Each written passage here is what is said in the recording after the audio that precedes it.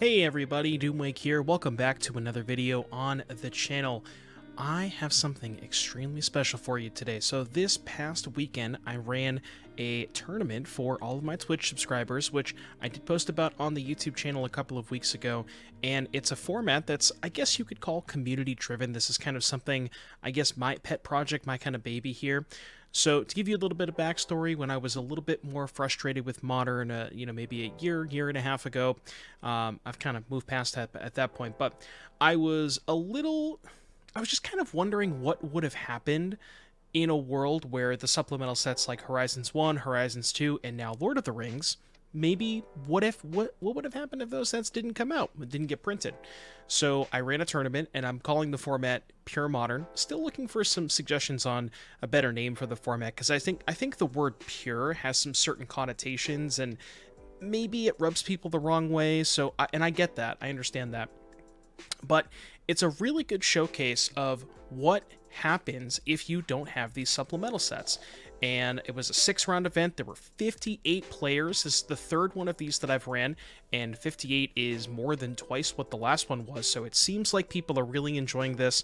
And yeah, I'm gonna show you. I did feature matches, so I wasn't playing in the event. I was covering it. So I tried to do some feature matches, rounds 1 through 6, and then the full top 8. So maybe a bit of a long video, but I guarantee this is going to be some great content. So without further ado, let us get started. Round 1, we got Slater leading off with a Windswept Heath. No, Twin is not allowed. It utilizes the same ban list as regular Modern, just without the supplemental sets. Alright, we're getting into the round, chat. We have a Memnite, a Chromatic Sphere. Once again, Be Easy BG's deck may or may not, again, allegedly, may or may not contain 4 copies of Rampage of the Clans. Yeah, the same Modern ban list, including Preordain. We got a Horizon Canopy. Oh, Slater with the Bedge Boggles. Chat, spam Bedge. Can we get some Bedges in the chat for turn 2 Core Spirit Dancer?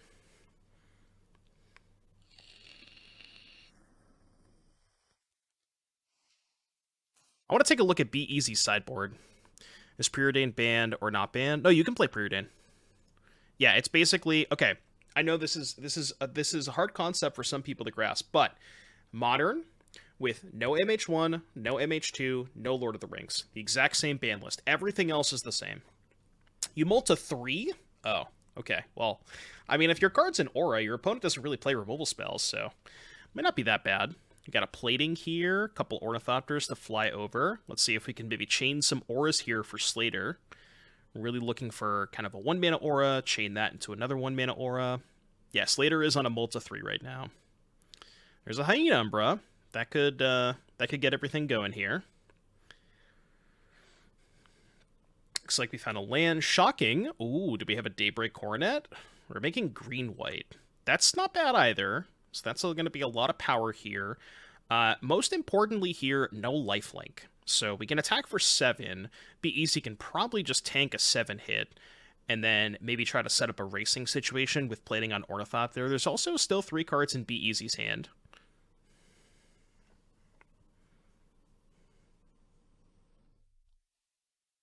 Alright, we got a Forest being tapped. I'm assuming a Cranial Plating activation here. Not gonna lie, chat, I kind of like it without the hand cams. I think we might keep the no hand cams for the whole event. It just makes things a lot smoother. I can make the battlefield bigger. I don't have to worry about, like... Yeah, I think it just makes it smoother, so... Yes, the deck lists are public. They should be on Melee. So, to give you an idea, I'll make a command for this as well. Let me go... Edit Pure Modern deck list for Pure Modern 3 here. Alright, the deck list should be public, because I did make the event public deck list. Alright, so we got a Chromatic Sphere, a Plating, activation, attack for 5, puts Slater to 7. We'll have to see if Slater drew a Aura. Really looking for a Daybreak Coronet. Rancor's pretty good, because that means the Chump Blocker is going to be no good here. So that's currently 12 minus 2 is 11. I think 1 Aura is lethal. That's +3. That's 14 minus 2. Is that one short? Oh, no, I can't math. 16 minus 2 is 14. That will be a lethal attack. There you go. Slater on a mulligan to 3. Gets it done. Slater going to be up a game here. Let's go ahead and get this updated for you. There you go. Slater up a game. And we will take a look and see how the players want the sideboard. So, because the deck lists are public, we can go ahead and pull this up for you here. So, this is what we have for the Simic deck. Just get these deck lists pulled up here. So, the Simic deck is going to be sideboarding in. We're going to be looking for Artifact Destruction, which I don't really see a lot of. Not a lot here in the sideboard for our Simic player. Yeah, nothing really coming up. Well, I want to read Rampage of the Clan. So this says, destroy all art... I forgot. It destroys all of them, so it destroys all of the enchantments. Honestly, if Be Easy can get to 4 mana, might have a bit of a Be Easy time here. And let's take a look at Slater's sideboard. Anything for artifacts. We have Pithy Needle, which could be good against Cranial Plating. Could maybe bring in... That's probably it. So not really a lot of sideboarding from either player here. We'll have to see what happens in the next game. Oh, it was the overlay blocking the list? My bad. Here, I'll do it again. This is the deck list. So this is the green-white deck list, and then this is the Simic deck list. You guys want some... Again, you should be able to see all of these deck lists if you type !Pure Modern. I believe the deck list should be public. You can't see your opponent deck list anywhere, not even in your player controller. You should be able to. Let's turn the music down a little bit. That's very weird. I'm not really sure why you can't see the deck list. Maybe try refreshing. That's really strange.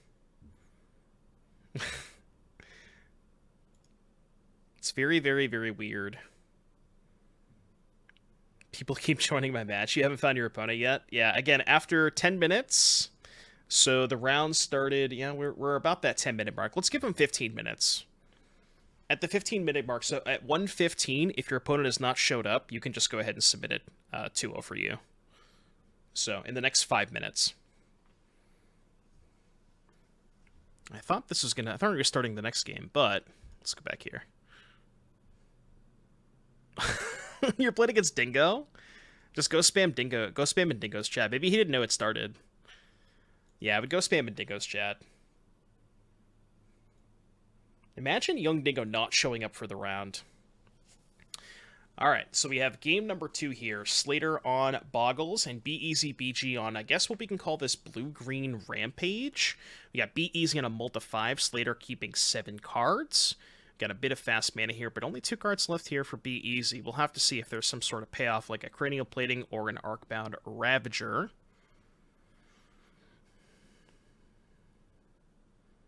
I have not seen a Rampage of the Clans deck list in the past, so to my knowledge, this is some pretty new tech for Be Easy, and I kind of like what's going on here. Just 4 mana, make a pile of 3/3s, also happens to just be really good against the Boggles deck, because it blows up every artifact and enchantment on the battlefield, so that's pretty funny. We got a white mana here, looks like maybe just an Equip a Plating. Alright, well, it's a big Mem Knight. Again, rough for Be Easy that we mulled to 5. And Slater did keep 7 and had a turn 1 Boggle, so that's going to be a bit tough. See a Rancor here, maybe a First Strike Aura, something to get it past this Mem Knight in combat. That's exactly what Slater has. We got an attack for 5 here, and then Slater still has 4 cards in hand. This is going to be pretty tough for Be Easy, although I will say, if we have that Rampage, we can maybe cook up something a little bit, maybe, you know, play an Artifact land, make some mana, make 6 or 7 3/3s. That is an Expedition map. Not quite what we're looking for. Dingo is looking for his opponent. Well, didn't Bajan say he was playing against Dingo? Did neither of you show up? Hold on. Okay, is Bajan, are you doing it in Modern or Tournament or Freeform? It's supposed to be in Modern. Dingo is joining now. Okay, yeah, guys, I did make an announcement for this, but it is in the modern, and I also went over this before we started the event.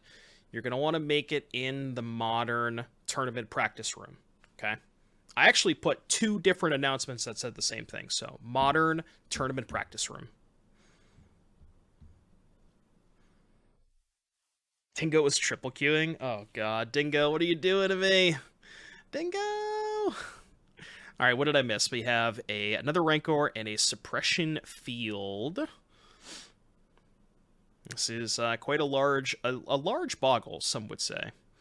A 9-5. We're really gonna need a land and a Rampage of the Clans here for Big Easy. For Be Easy.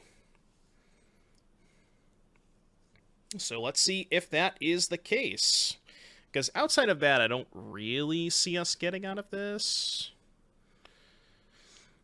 Suppression Field stops activated abilities, but not mana abilities. So we have a Chromatic Sphere that is, unfortunately for BEZ, not going to allow them to get to the 4 mana, and that is going to do it. Slater wins 2-0. All right, we are here for round number 2 of Pure Modern. On the top of your screen, we have Jonah HC 18043 playing probably the sweetest deck in the event, which is a Lutri the Spell Chaser deck. Lutri itself, there's a lot of one-ups, of course.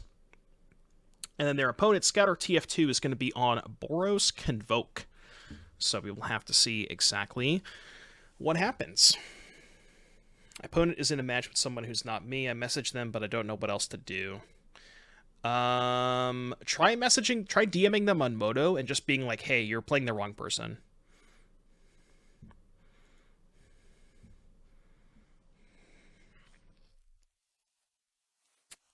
All right, so we have a Voldarin Epicure for Scouter.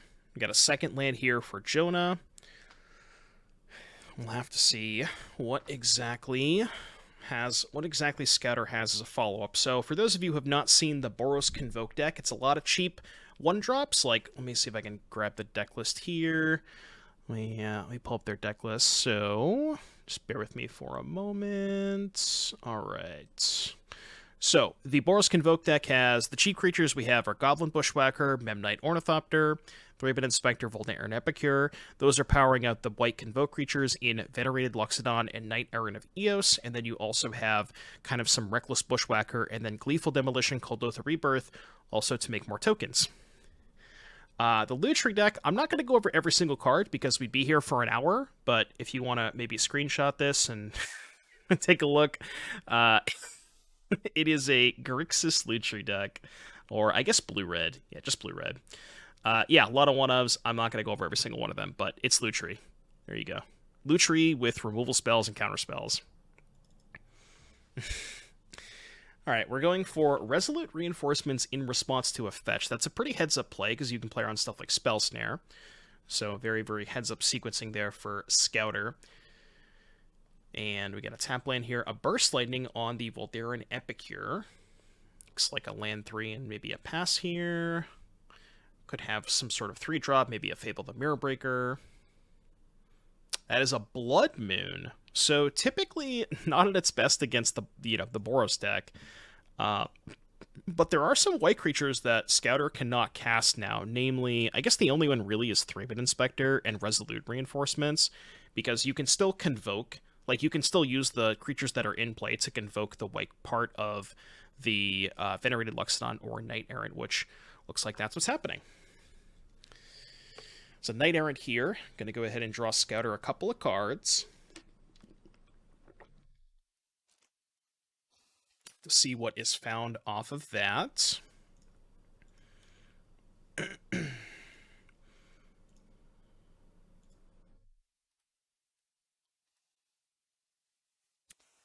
All right, reveals, let me see. We got a Bushwhacker and a Voldarin Epicure, so that's going to be a pretty powerful turn next turn.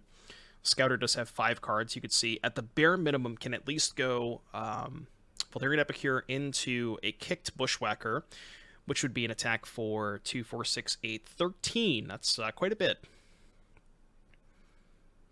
Ooh, we see one of the main deck sweepers here for Jonah in the form of Sweltering Suns.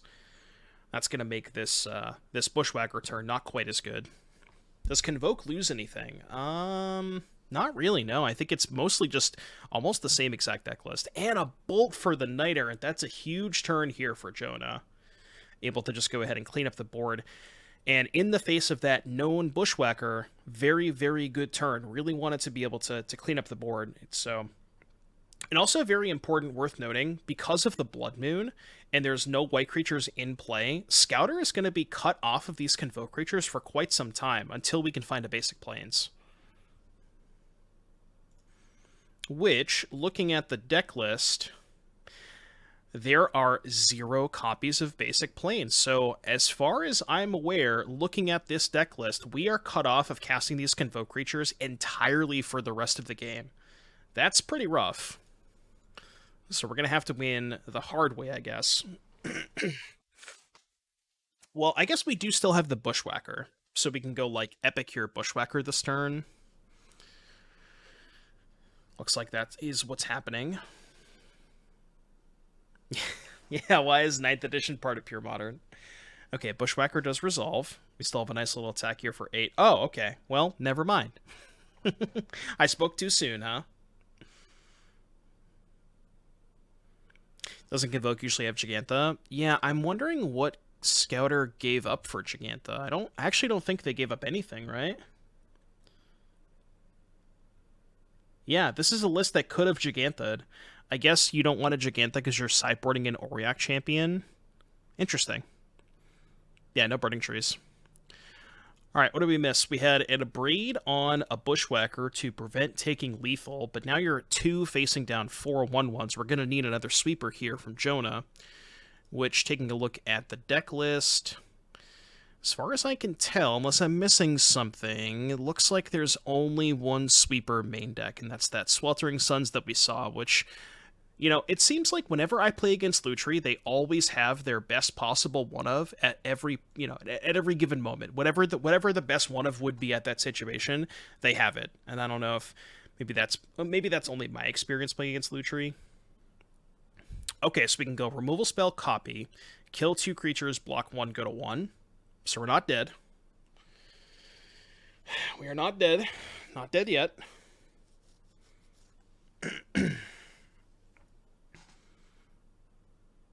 Yep. Good sequencing here. Block 1, go to 1. We are dead to a Voldaren Epicure, which we've already gone through 2 copies. It's pretty good, too. Again, knowing there's no other sweepers in the deck list. So now we're going to need a lot more removal from Jonah here to stay afloat. If it weren't for the Blood Moon, you could have access to cards like Cryptic Command, but the Blood Moon being there turns that off. Alright, we got a Fable and a Concession. That is going to be game number 1 going to our Convoke player. Alright, so let's take a look while they're sideboarding. Let's take a look at deck list. Speaking of sideboarding, so the Lutri deck list, we have, again, 15 one-ofs. We got Soul Guide, a Hercules Recall, and Anger of the Gods. That one's coming in. Relic and Ashiok and Alpine Moon, Mystical Dispute, Lutri, Engineered Explosives. I'll take that. Thank you very much. And... oh, a Brotherhood's End. I was like, we have that in the main deck, but no, we have Sweltering Suns. Okay. So, from what I can tell, 3 additional sweepers that were definitely coming in, and then past that, probably not much else, but getting those 3 sweepers are pretty massive. Yeah, Soken-san was really good that game. Soken-san was great that game. And then for our Convoke player, what do we got here? We have 3 Auriok Champion. I guess you could bring that in because it dodges the red removal. Path to Exile, definitely don't want that. Containment Priest, no thank you. Relic Warder, I think I'll pass. Magus, definitely not. Phyrexian Revoker, probably not, and then 1 basic Plains. So I guess maybe you want to bring in the Auriok Champions, maybe you want to bring in the Plains because you're a little bit worried about Blood Moon, but you kind of assume your opponent's going to board out those Blood Moons. So I think for me, probably just wants to go towards these Auriok Champions and swap out some of the other creatures that maybe are worse against counter spells like Resolute Reinforcements, given that if this resolves, then your opponent can't really kill it, so... There are 58 players in today's event. 5-8.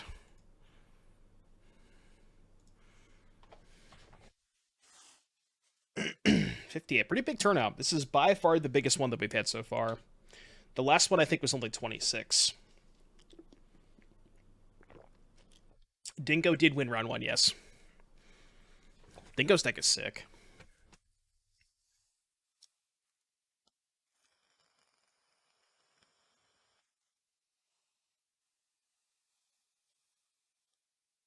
How was there a buy? Because people might have dropped after round 1.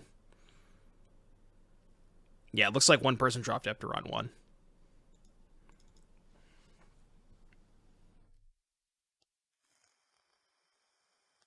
There were 58, I think. Or maybe somebody dropped before. Did anybody get a round 1 buy? I could check and see if somebody got a round 1 buy. No. So there was 58 players because nobody got a buy round 1, and then somebody dropped for round 2. Alright, what did we miss? We got a Preordain into a Jace Friends Prodigy, and then a turn 1 3-bit Inspector here for Scouter. Good evening, Snack Bar. How are you today, buddy? I'm gonna watch some pure modern action.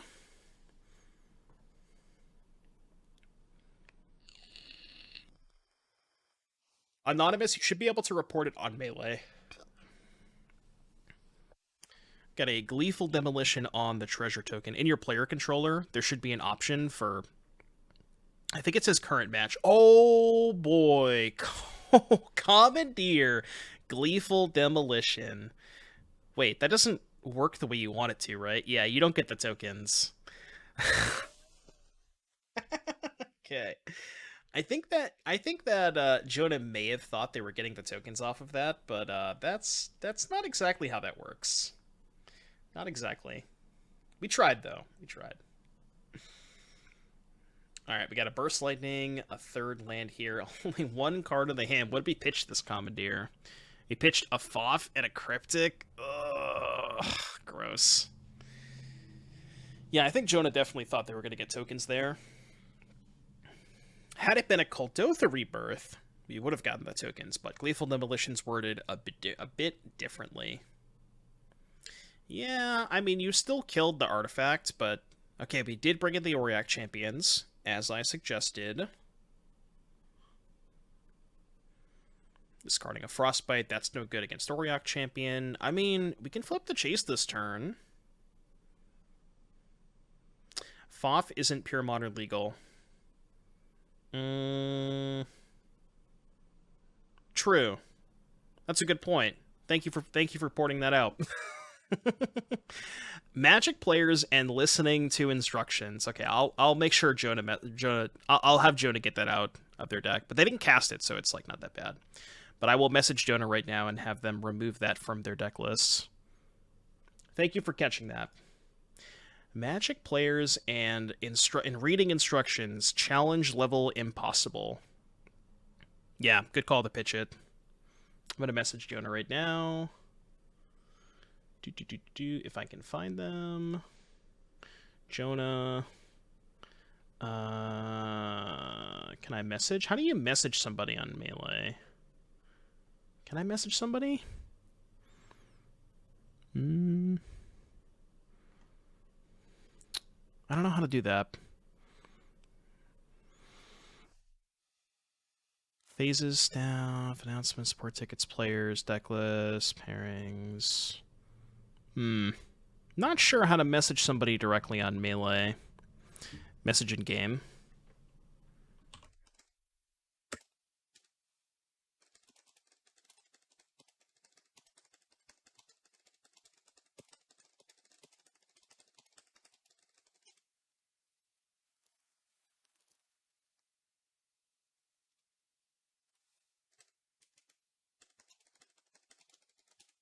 Yeah, we're gonna have them swap that for a basic land.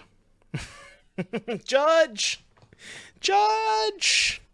Thankfully, it didn't really impact this game because it wasn't cast.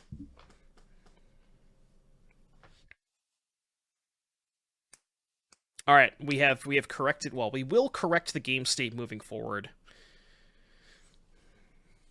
All right, what do we have here? We have some creatures, a Venerated Loxodon, putting a bunch of pressure on the battlefield. We're going to need a sweeper here for Jonah, but remember, Yeah, Jonah Sweepers only really answer the tokens, because if you have a 3 damage sweeper, that wouldn't kill the Loxodon or the Auriok champion. And then in this case, the explosives, same thing, only kills the tokens, doesn't kill the champion or the Loxodon. So I guess you can go pop explosives and then uptick Jace on the Auriok champion, and then Scouter only has a 4/4 to attack with. Yeah, they do have the MH1 version in their deck. We'll have that fixed, don't worry. Turns out when you're building a deck of 60 one-ofs, it's hard to not play illegal cards. But moving on. Got a Jace. Jace is down ticking, okay. Jace is down ticking on Preordain, interesting. Could not find 60 one-ofs. Ooh, we're going to copy Preordain, interesting, okay. Could not find 60 one-ofs that were not part of MH1 or MH2.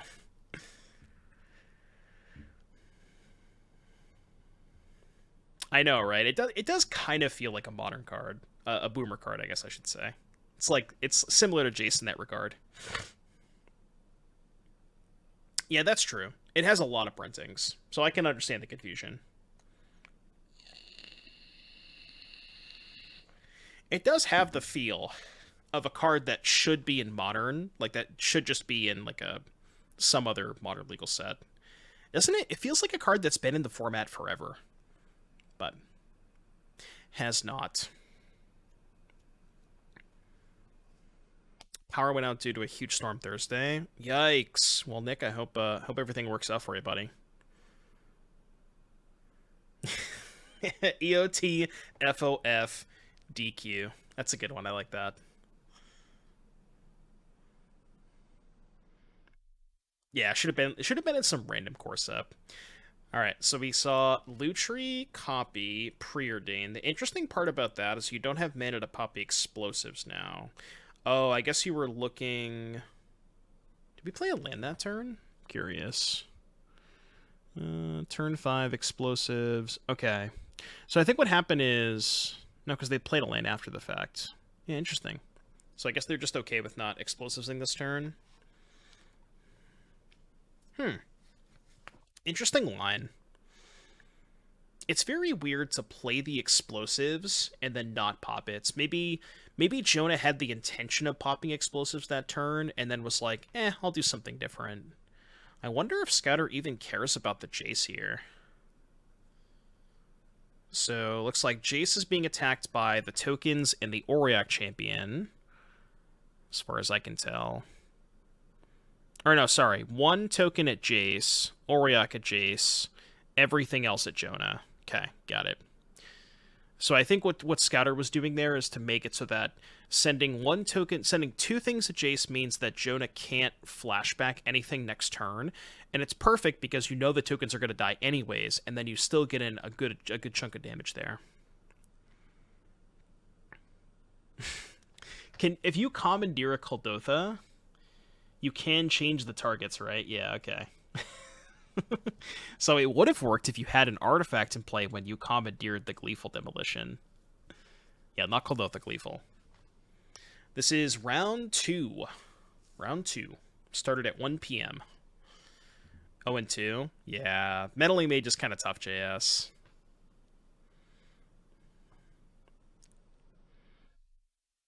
Alright, so we got Jonah at 10, facing down more than 10 power. But we can EE to pop the 2 Goblin tokens. Looks like, so yeah, Jace uptick on Auriok, pop the EE, and then there's only 5 power.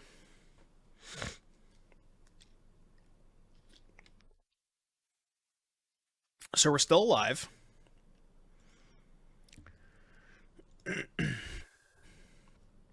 We are still alive. We got 2 cards in hand for Jonah.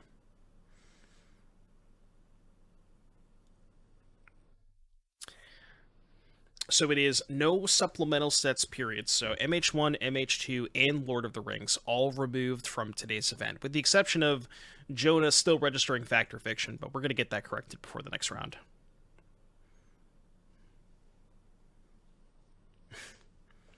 Yeah, I'll probably put up the feature matches on YouTube too. All right, so we got Jace being attacked by 2 tokens and Jonah being attacked by the Loxodon. Okay, interesting no attack with the Epic here. That leads me to believe that we're going to go post-combat, land 3, and then Convoke Creature. Which does play into a counterspell, but probably not much you can do about that. Let's see what Scouter's follow-up is here. Is the land, as we expected. Very, very heads-up line here from Jonah. Breeding in response to the fetch land, so that after Scouter resolves the fetch land, there's 3 lands and 1 creature, which means cannot deploy a Convoke Creature. So very heads-up sequencing there, but turns out we had the Memnite anyways, so it didn't matter.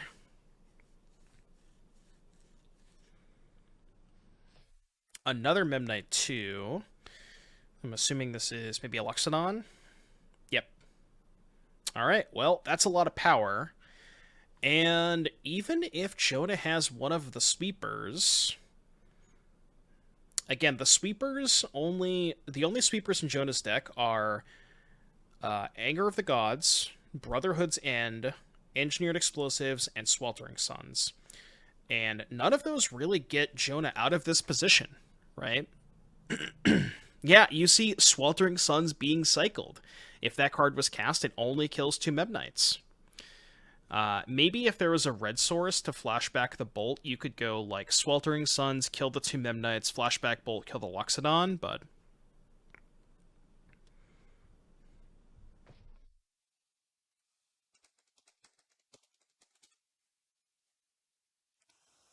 Right, looks like that is going to do it for Scouter. Scouter's going to go ahead and take this match 2-0. Congratulations to Scouter. There you go. Look at that. Round 3. Let's go. Let's see who's on top, who's on bottom. So we have, let me pull up the deck list here. All right, so on the bottom of your screen, we have a very, very spicy Golgari Elves deck, which we have some Tyvars, some Mana Dorks, Elvish Archdruid, Elvish Moormaster, Leafcrown Visionary, and then we have a bit of a Cord Tutor package here with a Shaman of the Pack, a Fiend Artisan, and a Realm Walker. And then on the top of your screen, we have Boros Convoke, which is a deck that we saw a little bit last round, but one that did not really lose a lot with the removal of the supplemental set, so we will have to see how this goes. This should be a super interesting one. Oh boy. Turn 1. Storm count 4. Make 4 power, your turn. I mean, if we can follow this up with a turn 2 Convoke Creature, this might be just a little bit too much for the Elves deck to handle. We see a fetch here from Machine, very likely deploying, I would assume, a 1-drop of sorts, Llanowar Elves or Elvish Mystic. Yeah, the only thing that Elves really loses from the supplemental sets is Quirion Ranger. I think that's the most important loss.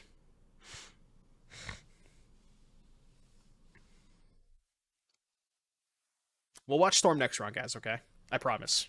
Whether or not the Storm player loses, we'll watch Storm next round. For the feature match, at least. We'll probably get the Storm match at some point after this feature match, but... Alright, so, and I believe Summon Legend does have the Gigantha, which we did not see the last Convoke player have. Alright, do we have a Hogak?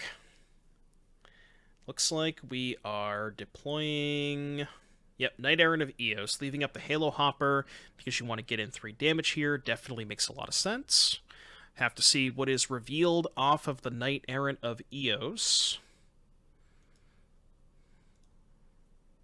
Picked up a Clarion Spirit and a 3-bin Inspector. Pretty good turn next turn if we have a 3rd land in hand.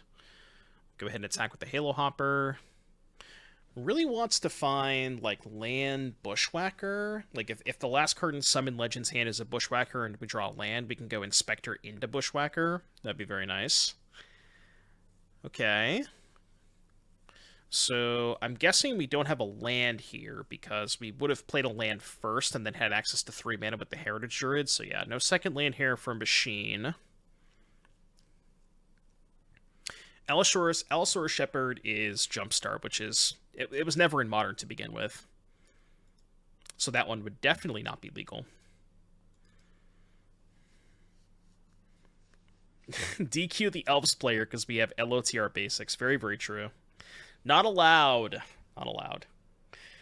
Alright, so we know that Summon Legend has a Thraben Inspector and a Clarion Spirit, so we will have to see what the rest of their hand and this turn is going to look like. Maybe if there's a Convoke creature, you could see tapping the 3/0 drops plus 2 lands to play that and attack for 7. You really want to try and get this. You want to force a turn 2 clock, a 2-turn clock, excuse me, because you want to make Machine have to start chump blocking with elves. All right, there's the Spirit. Likely going to follow that up with the Thraben Inspector. Yep, makes sense. And do we have another Convoke creature is the question. Looks like we do. All right, so we're going to tap the 3/0s, the Spirit. Okay. Oh, right. You want to put a counter on the Flyer. Makes sense. And then you can just send with those two. Putting Machine in a really awkward position. This is where you want to be with elves. Untapping with 3 elves and a Heritage Druid, one of them being a Sentinel, so... there are 5 cards in hand, even though there's only 1 land. Still has access currently to 4 mana. So we'll have to see how big of a turn we can have here from our elves player. No, you don't want to attack with Memnite, they just block with a 2/2. Okay, I'm starting with a War Master. So now you can go tap 3 elves, play another elf, untap Nettle Sentinel, make a token off War Master. Yeah, it needs a little bit more mana. Okay, so now you have 4 mana. Did not... Okay, interesting. I was going to say we could have made mana with the Sentinel, untap the Sentinel, and then use that to pay for the Visionary. If you're looking... Yeah, I was going to say, if you're looking for deck list from today's event, Pure Modern is the command.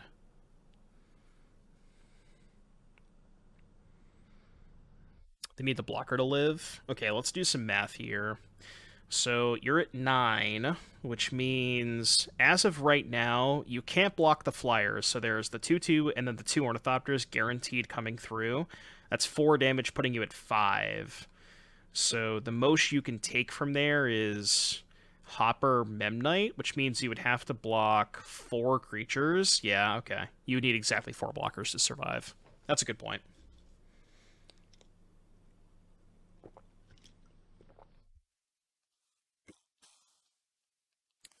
I mean, you're going to get a turn, but you're going to get a turn with not a lot of stuff in play. Yeah, I mean, that's just typical elf stuff with Heritage Druid. The fact that Heritage Druid just produces so much mana. Yeah, this is gonna be tough for our elves player for sure. Yeah, I mean, you're at a position where even if you block with 4 creatures, like, you are going to get an extra turn, but how much is it even worth it? Oh, you played against humans 3 times, JS? That's rough. I think there were only, like, 4... I think there were 5, maybe 6 humans players, so the fact that you played against 3 of them is pretty insane. That's crazy. Yeah, I think this is a really good attack from Summon Legend, because you force Machine into a position where they have to lose 4 creatures. Well, I guess you don't have to lose 4 creatures, because the Sentinel can eat the Thraben Inspector, and then the Visionary can trade for Memnite. But yeah, you're going to go to 1 here, I think. I think you're going to exactly 1. Oh, even if the Sentinel blocks the Inspector, you have to lose the Visionary, right? 3, 4, 5, 6, 7, 8. 3, 6, 7, 8, 11. Yeah, you have to block a 3 here. Yeah, that's true. Yeah, so you basically lose everything, go to 1. And I don't think the Elves deck has any outs here. Yeah, okay. Elves deck recognizes they are on a no-outer, so we will have our Convoke player winning game number 1. And let's take a look at sideboards. So, before we begin the next game, let's pull up the deck list here. So, first up, Elves. Probably a pretty bad matchup for the Elves deck. And I don't think there's a lot of help in the sideboard here. So Shaper Sanctuary not going to do much. Damping Sphere not for this matchup. Same with Reclamation Sage. Boseiju, Gaddock Teague, not really where you want to be. Magus of the Moon, Remorseful Cleric, Selfless Spirit, Emrakul, Phyrexian Revoker, Shield of the Apocalypse, and Cloak this God of Destiny. I'm going to be honest with you, it's not really much here. I don't think we're sideboarding anything for the Elves deck. And then if we take a look at the Boros Convoke deck, sideboard here, 4 Stain the Mind, 4 Barenton Forge Tender, 3 Rest in Peace, 3 Invasion of Gobekon, and a Gigantha. Same thing. I don't think either player is really going to sideboard much. So my guess is we're probably already in the next game. Look at that. I'm like a prophet.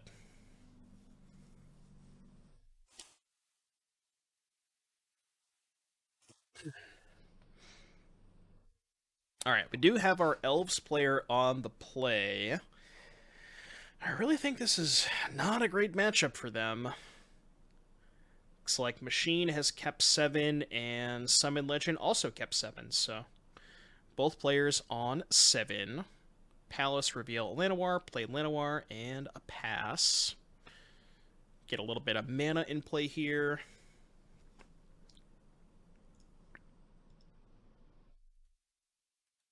Sacred Foundry, Voldarin Epicure. Good start for the Convoke player, getting the token in play. So then the ideal setup here, turn 2, is you go second land, play either Kuldotha Rebirth or Gleeful Demolition on the token, make 3 tokens, and that gives you 5 mana to play Convoke creatures. So, just about probably the best one drop, either that or Thraben Inspector. You want one of those on turn 1. And War Master in a 1-drop. That's the best 1-drop. And this is why the Elves deck is so explosive. Like, this exact start, War Master into Heritage Druid, have a 3rd elf, make 3 mana on turn 2, Nettle Sentinel, still 2 mana floating, still can keep playing more stuff. I mean, it doesn't get any better than this, right? So here we have Boros Convoke versus Golgari Convoke. Oh, baby. Opponent hasn't checked in yet. How much longer do I wait? Have you messaged them, Ice9? Did they message you back? All right, we have a Venerated Luxodon. Okay, what time did we start the round? Round started.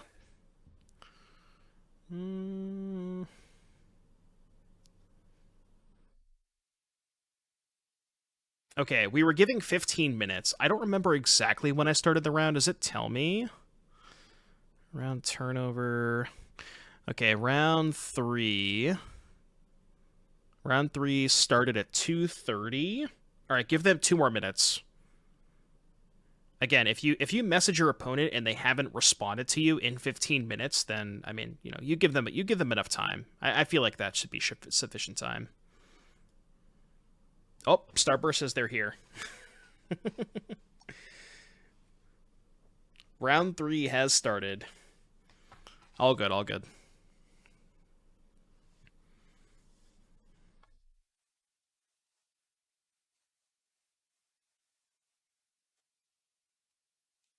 Do I think Goblin Welder has any place in Modern? Probably not. Okay, what did I miss here? Oh boy, I missed a little bit of stuff. We're doing some cooking. I mean, I have to imagine the Elves player cannot lose this game anymore. You can even, like, block and make a bunch of mana in combat to regenerate all of your stuff and then just have easy lethal next turn, so.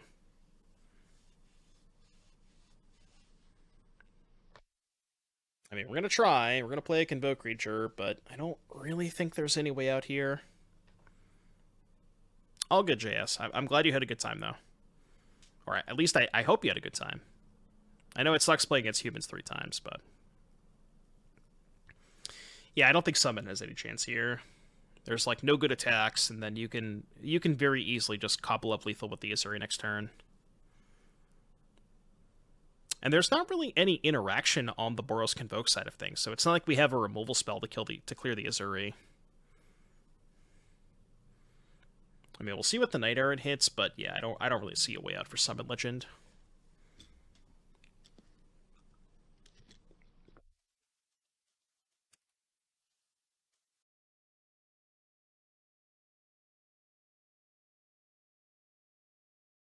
I agree. It should be a good matchup for elves.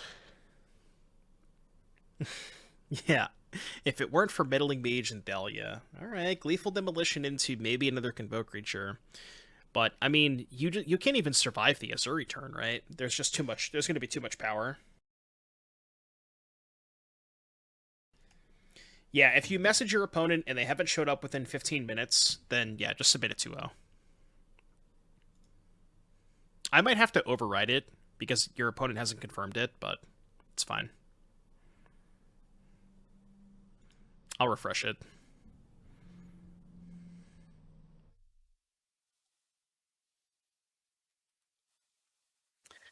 I'll take a look at it when this match is over. Alright, so we are casting some spells. The second Sentinel, too.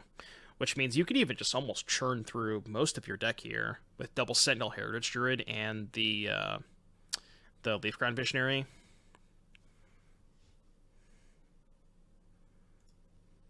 I thought there was about 6 or 7 when I remember looking. Maybe there's more.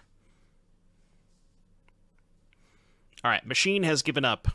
We are going to go to a deciding game here in just a moment. 1-1, score is tied up. We got Convoke on the play. So, who do you think will take it? Let's get a little prediction going. You guys want a Gamba? Alright, who wins? Elves? Convoke. I'm only going to give you 30 seconds to vote. Go, go, go. Gamba, Gamba, Gamba, Gamba, Gamba. Gamba. Gamba right now. Gamba is live. Yeah, we're gonna look at Storm after this match because there is a Storm player who's 2-0, so we'll watch that.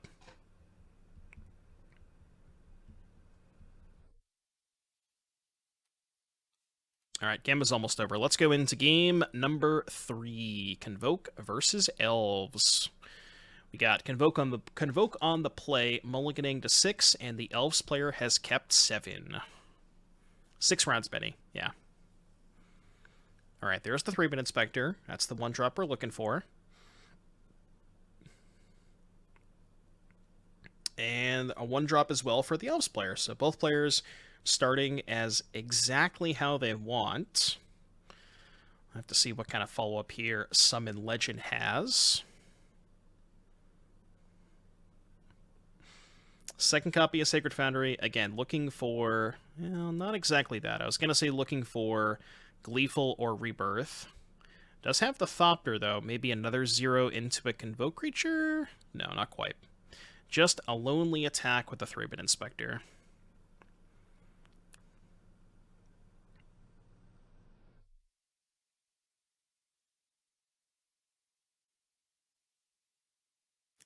Got Heritage Druid. I think only one person showed up with Prowess, which is what I would have played today. All right, 2 1-drops here for Machine. This is going to be the big pivotal turn for Legend here. I would have to imagine there's a Convoke creature in our hand. Yeah, looks like there is. Interesting. Tapping the Horizon Canopy instead of the Sacred Foundries. Does that maybe have a Bushwhacker? We do have a Bushwhacker. Okay, so we're going to attack for 9. A pretty powerful start because now you can attack for 9. If there's no blocks this turn, you then have... How much power do we have in the air next turn? We would have 1, 2, 3, 4 guaranteed to get in. So you take 9 this turn, go to 10. Next turn, 4 in the air puts you to 6. Yeah, this is... I mean, this is, at its finest, just pretty much comes down to who wins the die roll.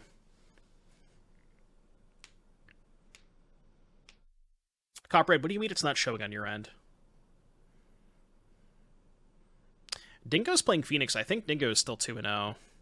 And he's streaming his side as well if you want to go watch Dingo. We've came in a couple of his feature matches. Or a couple of his matches.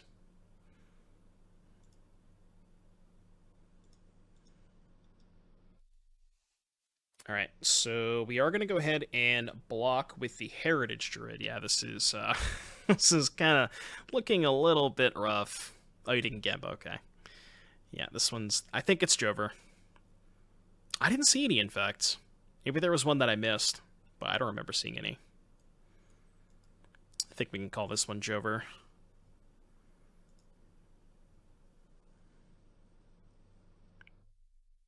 You played Infect round one? Oh, really? Okay, I didn't. Maybe again. I briefly skimmed all the deck lists, but I don't remember exactly what everybody was playing. So maybe I just missed it.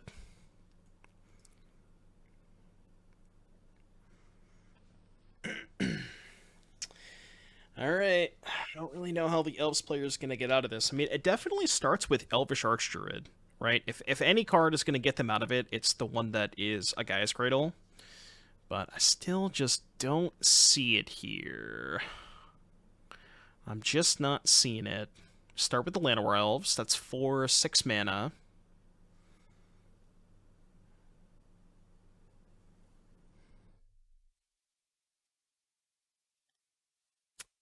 Well, that's going to be a little difficult because the Elves player is only playing one Shaman to tutor for with Chord. So we can't even have double Shaman.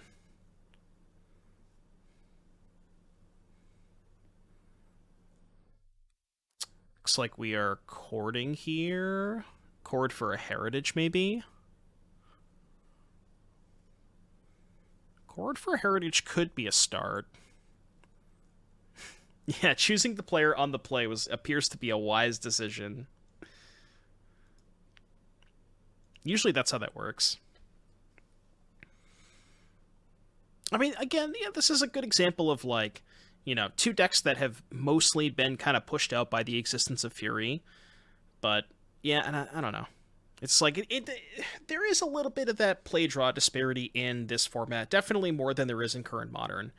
And maybe that's something that we would have to address on a potential ban list. Although I'm not really sure what the best way to go about that is. Alright, we do see a Chord for 1. I have to imagine this is getting Heritage Druid, but I don't really know where you're going from here. Because now you don't have as much mana with the Archdruid. Okay. So now we have 3 mana. Okay, we just wanted to play Realmwalker for funsies. Alright. Well, congratulations to Summon Legend. Moving on to 3-0. Let's go ahead and pay out the prediction. 71% of you chose Elves. I think you may have forgotten who was on the play this game.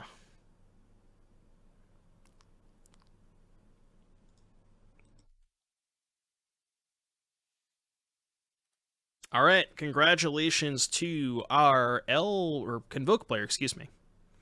There you go. All right, Summon Legend, moving on to 3-0. Alrighty, we are back here for round number 4, feature match of the Doomwake Pure Modern subscriber event. On the bottom of your screen, we have the Machine 0118 playing Golgari Elves. And on the top of your screen, we have the Magic Mana playing... I guess we can call this, Gift Storm. There are 4 gifts ungiven, so this is the deck list for Magic Mana, 4 Baral, 3 Electromancer, bunch of cantrips, gifts ungiven, rituals, Metamorphose, no Underworld breaches, I guess because you have the Past in Flame, so you don't need breach, but there's the Storm deck, and then the Elves deck, which we just saw last round as well. Pretty standard Elves deck. I guess worth noting, only 1 Shaman of the pack, so that's pretty interesting. But the game has started. Let's get into the action. We have a cantrip and an elf being cast in the first couple of turns. Now, this matchup is really going to come down to mostly a pure race. The elf deck really just wants to try and get the game over with as quick as possible before the storm deck can amass a bunch of resources and get to a fast storm kill. We have a turn 2 Tyvar here. Might just want to go ahead and snap minus to try and get some value off of it. He's going to go ahead and untap an elf and follow up with another elf. Okay, 3 cards in hand for the elves player. We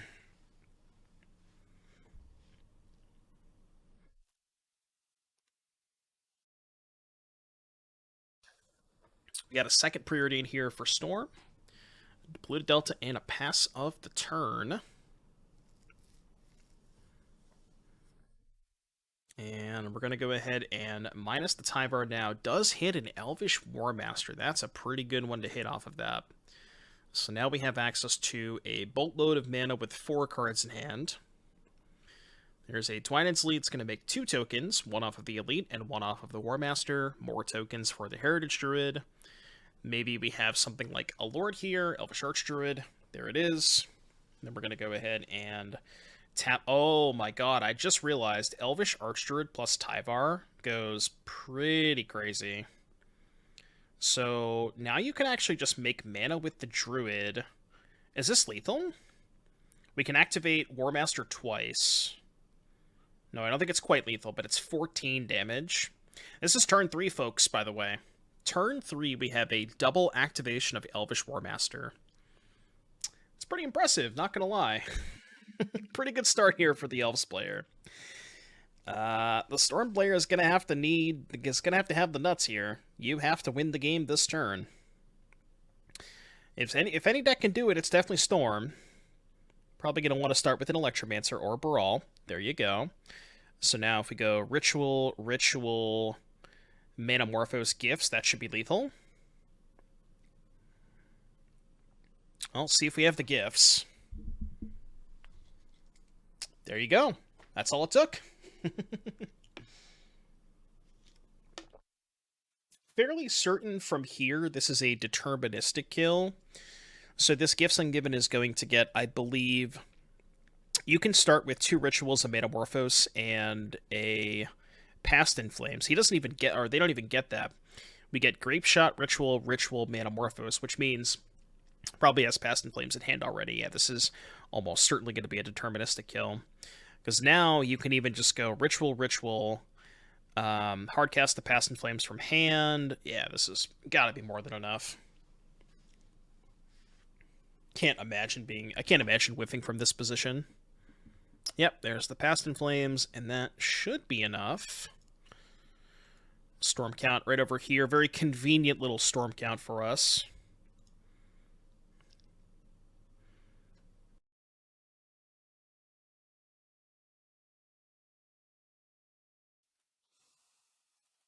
All right, storm count's 13, and Magic Mana wins. Machine has had enough. That is game number 1 going to our Gift Storm player. And there you go. All right, well, we took a brief look at the deck list at the beginning, but let's look at the sideboards here for the game number 2 postboard game. So, first up, our Storm player. In the sideboard, we have 3 Empty the Warrens, 3 Veil of Summer, 3 Lightning Bolt, 3 Blood Moon, a Brazen Barber, Echoing Truth, and an Abrade. Likely wants to bring in the Lightning Bolts and the Abrade just so you can have early interaction to try and stop the mana acceleration of the Elves deck. Not exactly sure what you want to cut. You could consider cutting a card like Remand, because remanding a 1-drop or a 2-drop, not that great. And doesn't really have to do a ton else from there. You could go to something like Empty the Warren just to make some chump blockers, but not sure if you really want to do that. And then, from the Elves side of things, I'm sure we're going to have a lot of targets, because we're going to have a lot of sideboard cards, because we have 4 Chord of Callings in the main deck. So, what are we courting for in the postboard games? Well, before we get there, we have 2 Damping Spheres, which are, I assume, slam dunks, probably going to bring in those. And then from there you have a Gaddock Teague, which shuts off, Past in Flames and Gifts Ungiven. Remorseful Cleric could be a good one to tutor for. I know it's not popping up the image, but you can exile the graveyard. So it's 2 mana for a 2/1, and then you can sacrifice it to exile target player's graveyard. That can break up Past in Flames, probably good enough. Phyrexian Revoker doesn't really have any targets. Shieldred could be something against the cantrips, but it's probably a little bit too slow. So yeah, give me the Teague, give me the Cleric, give me the Damping Spheres, and we will see how the postboard games play out.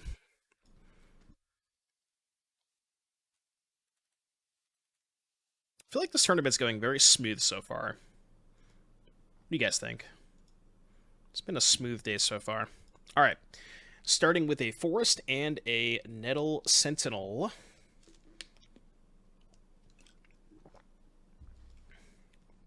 Scalding Tard.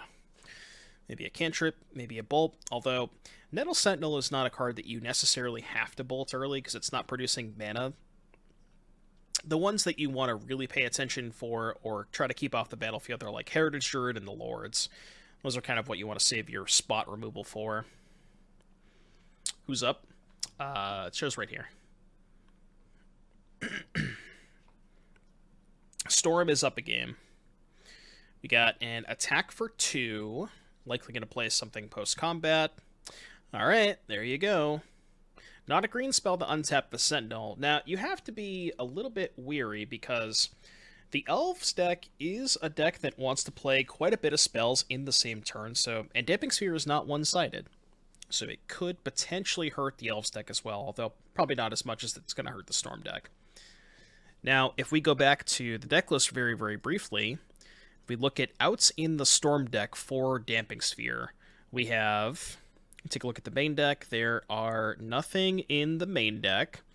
We have one Otawara, and then in the sideboard we have one Brazen Borrower and one Abrade, one Echoing Truth. So 3 answers in the sideboard plus the Otawara. So it has a decent number of outs to it. The nice thing about splitting, where you see those weird one-ofs in the sideboard, is Gifts Ungiven. So you could see a situation where Magic Mana could just go land number 3, pass, hold up Gifts Ungiven for 3 mana, search for, Abrade, Petty Theft, Echoing Truth, and then whatever, and then you're guaranteed to get an answer for the Damping Sphere. So these players are currently 2-1, Big Monkey. 2-1 bracket. Most of the 3-0 bracket we've already kind of featured a couple of times, so I wanted to take a break from those. And we haven't seen Storm yet, so I wanted to show Storm.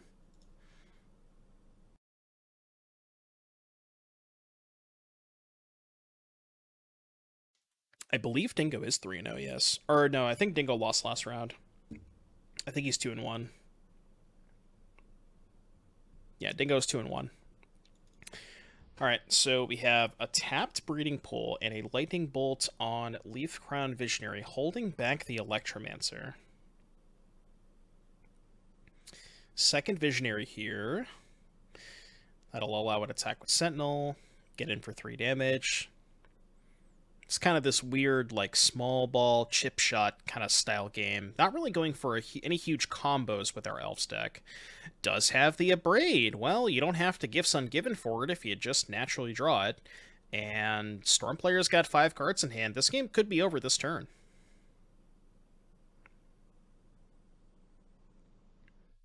We'll have to see if Magic Mana has the goods.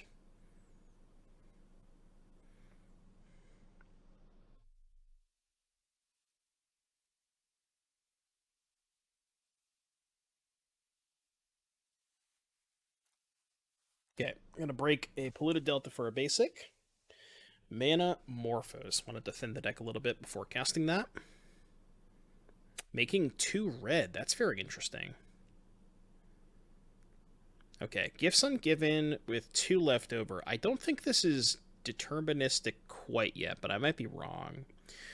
So if you get a package that's 2 Rituals, Manamorphose, Past in Flames, Machine will give you Manamorphose, Past in Flames, and then you can go Manamorphose 2 mana, 3 mana for Past in Flames, but you need 1 more floating to be able to start casting the Rituals again. So to my knowledge, we are currently 1 mana short, I believe. We get Ritual, Manamorphose, Noxious Revival. Okay, maybe you have the Past in Flames in hand already.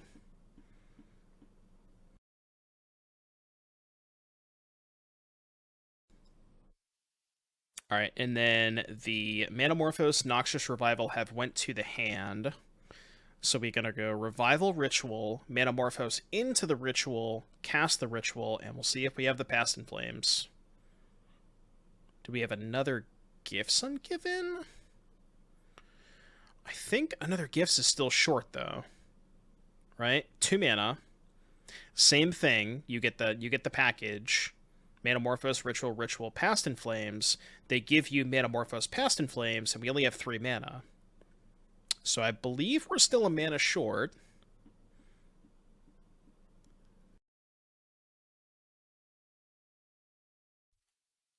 Storm count is at 6, though, so keep that in mind.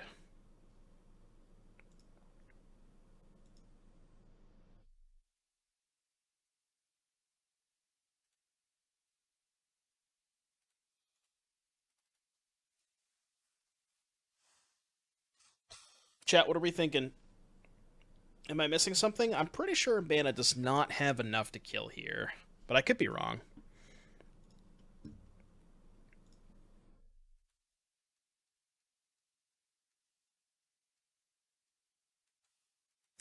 Okay, this one's gonna get Ritual, Past in Flames, Metamorphose, as we said. There could be a ritual in Magic Mana's hand, and that would give them enough mana.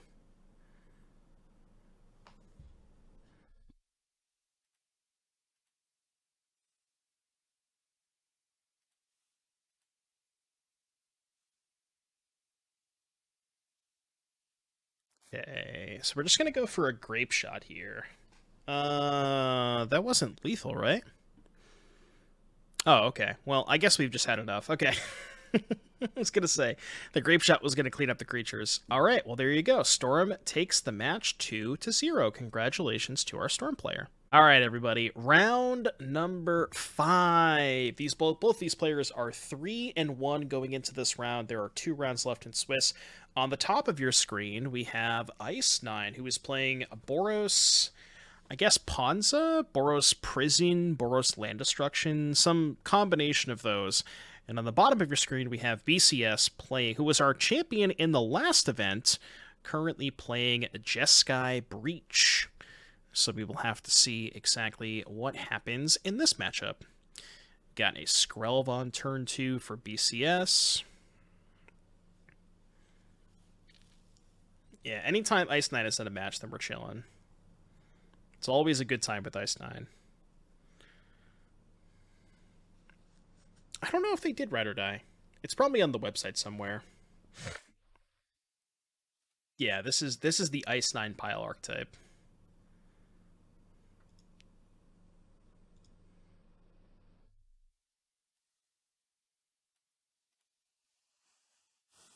Alright, we have a portable hole on Skrelv.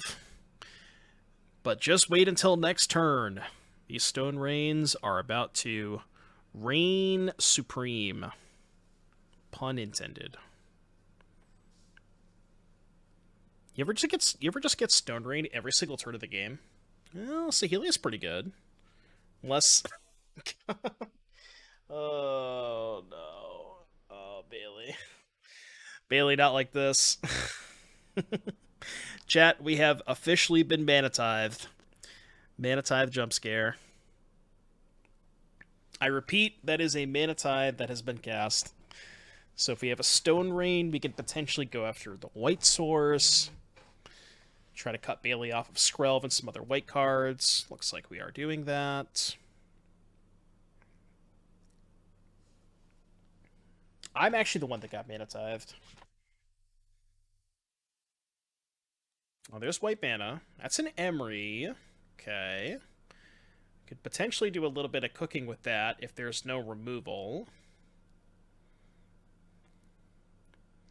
But yeah, for those of you unfamiliar with the deck that Ice9 is playing, it's essentially just Boros Stone Rains. That's the only thing that I can describe it as. It's a Boros deck that has a pile of Stone Rains and some other ways to punish your opponent for being short on mana.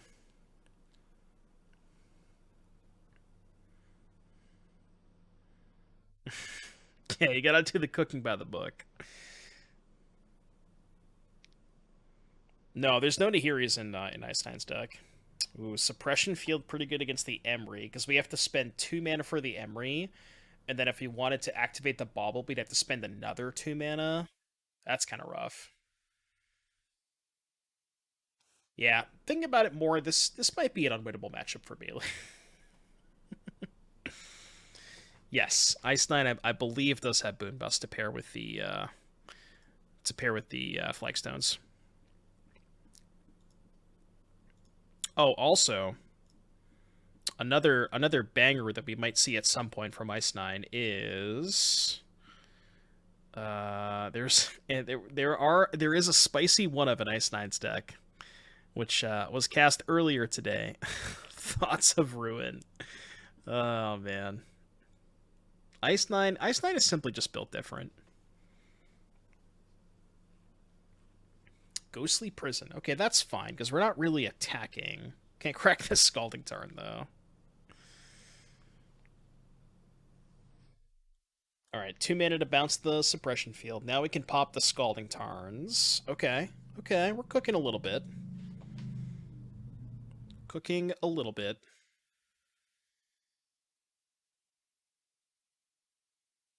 Not gonna shock here. Just gonna pass. Nothing for Bailey. That's kind of unfortunate.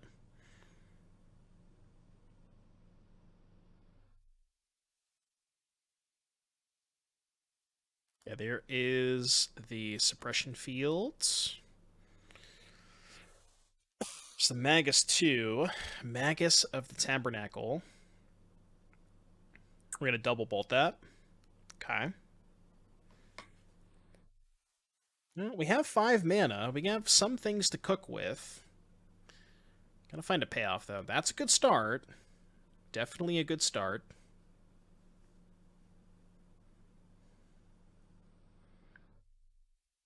Ideally looking for maybe another Teferi. Found a Tarn.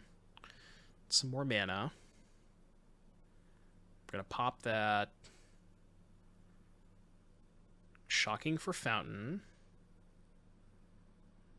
Just so we can plus Teferi. I mean, you kind of have to, because you want to keep ticking it up. Fetch Shock just so you can plus your Teferi. It's kind of tough. That being said, Ice Nine is Hellbent. Not a lot going on over there. We can eventually rebounce something. Find something expressive. I mean, this is kind of exactly where Bailey's deck is ahead, is in these top deck scenarios. Can EE... I don't know if you want to EE for 1 or 2. Kind of close. We're going to go for 2. Makes sense because, yeah, popping the field is probably a little bit better, because that turns on your breach combo with Grinding Station. You can't really kill your opponent through a suppression field with Grinding Station, so it does kind of make sense to go for 2 there.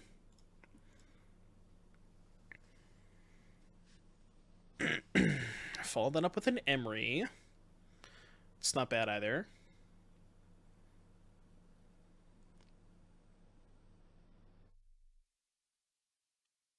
We've milled 21 cards that have not milled over a breach yet. That's pretty funny. Up the graveyards.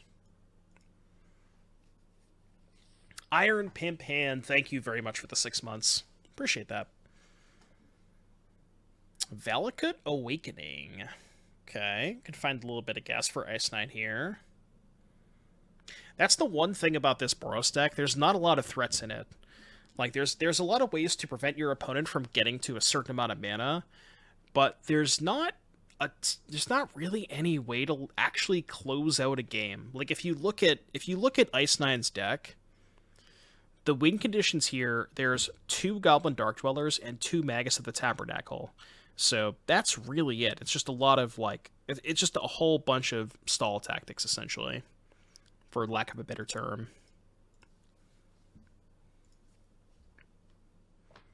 Was there 2 creature lands? Did I miss them?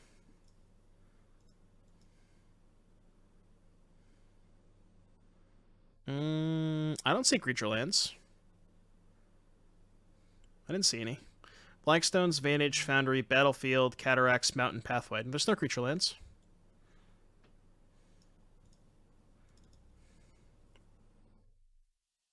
Question mark, question mark. Snack Bar, thank you for the 4 months. Our resident oil prince, thank you very much for the 4 months, buddy. I appreciate that. Hope you're doing well today.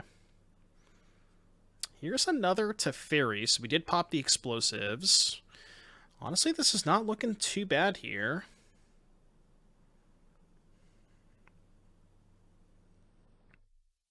Oh, you were thinking of Needle Spires. That's what you're thinking of. Yet their opponents at 9. Yeah, the thing is, Bailey has had to fetch Shock a bunch here in, like, really weird situations just so he could activate Teferi. Like, there was a turn where Bailey had to spend 2 mana to crack a fetch and then fetch Shock just so he could uptick Teferi with the suppression field. What is pure modern? The very simple answer is modern without supplemental sets. Everything else is basically the same. Same ban list, all that stuff. I was telling Bailey when he showed me his deck list, I suggested he had the Rona combo. But he ended up not doing that. Alright, we got an Emery back Grinding Station. Did we find a breach? I mean, 5 cards in hand.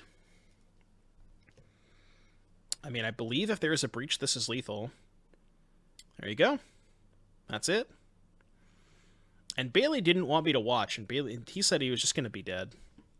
All right, game number 1, going to our Jeskai Breach player. So let's get that updated here for you. Just a sec. Perfect. All right, while we are sideboarding, let us take a look at their deck list, and we can go over their sideboards. So first up, we have Ice 9. This is the Boros Lane Destruction deck. We have 2 Boils, 2 Lightning Bolts, 2 Portable Holes, 2 Rest in Peace, 2 Storm Breath Dragon based, Storm Breath Dragon Jump Scare, 2 Trinosphere, 1 Gemstone Caverns, a Ghostly Prison, and another copy of Suppression Field. I believe Ice 9 will want the Suppression Field, the Trinospheres, the Rest in Pieces, and maybe the Boils, maybe not the Boils. Not sure on those yet. And then for Bailey, we have 3 Path to Exile, 2 Haywire, 2 Wear Tear, 2 Blood Moon, 2 Tormod's Crypt, 2 Ceremonious Rejection, and 2 Monastery Mentor. What are we looking at here? Wear Tear is pretty good because it can pop the lock pieces, namely Suppression Field. I think I like that. Maybe the Monastery Mentors, but like 3 mana on the draw against Stone Rain is kind of sketchy. So definitely the Wear Tears, maybe the Mentors, but I don't think much past that.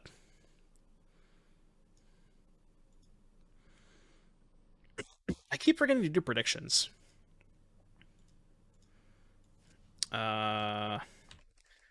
Breach or... Alright, I'm going to do a 1-minute prediction. I keep forgetting to do predictions.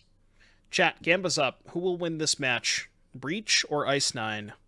Vote now.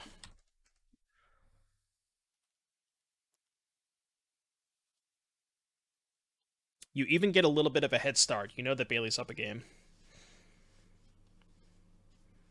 You think you're paired up wrong. What do you mean by that?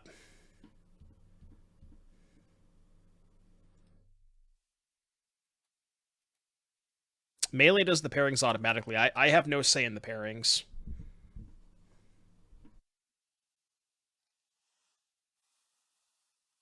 Alright, couple of lands here and a preordain. Nothing too much going on. Honestly, I'm probably going to go to bed after this. This is going to be a longer stream. I don't know what my opponent's name is on Moto. Did you message them in Melee? So in your player controller anonymous, you should be able to message them. So just message them and ask them what their Moto name is. Oh, Mana Tithe on Emery. Mana Tithe on Emery, ladies and gentlemen. But no land drop here for Ice 9. Likely has a bunch of Stone Rains in hand. Well, you need 3 mana to cast those.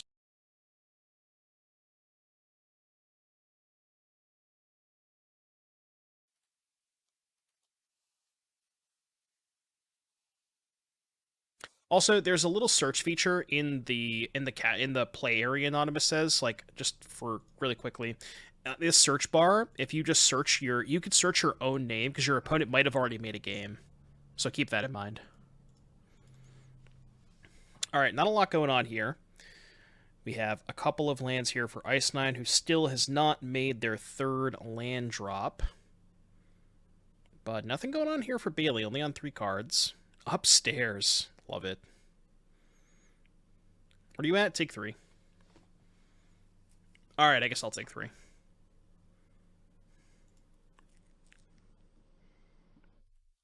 What LOTR do I want in Pioneer? None of it.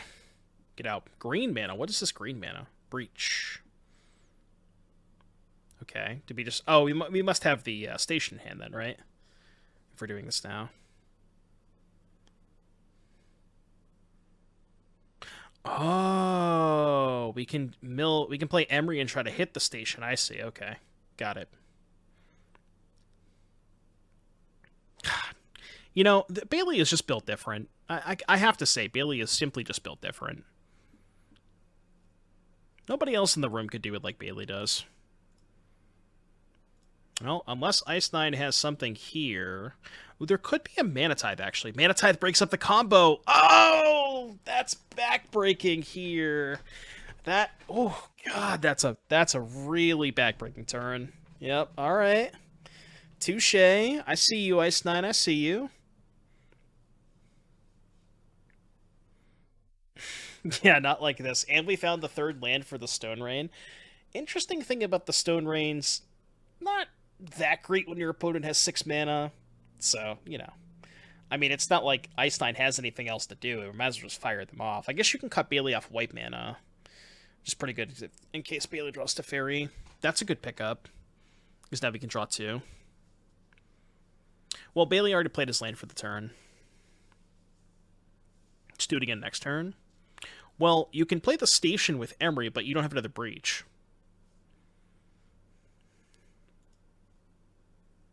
Yeah, you need the breach to be able to go off.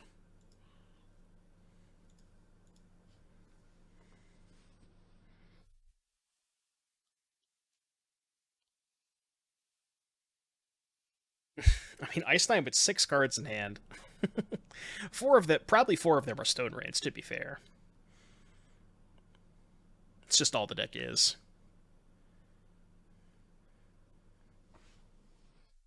Alright, we'll have to see what Ice Nine can cobble together here.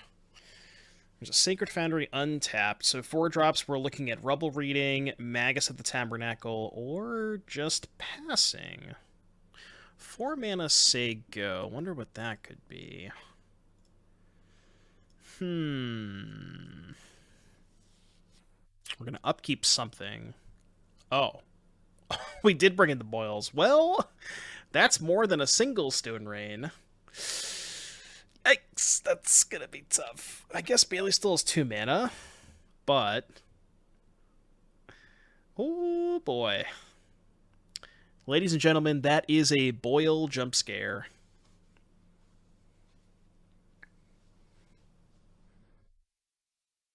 Okay, found a turn off of that.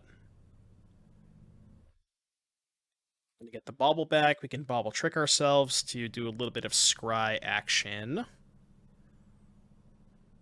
Anonymous, were you able to get your opponent? Were you able to find your opponent?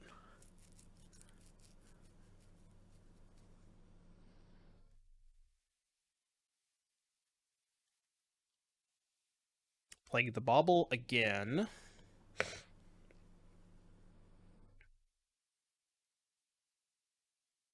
Okay, we're gonna crack the fetch. Hallowed Fountain. Someone was saying in Discord they couldn't find their opponent.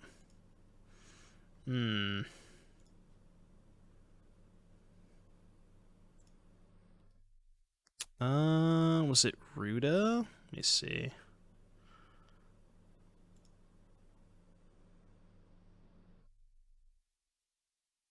Wait, what's going on here? What did I miss? Hold on. What are we doing here? I have a no-show, but I'm not in the event channel. I can talk about it. Why would they... So it's weird they had a no-show in the 4-0 bracket, though. I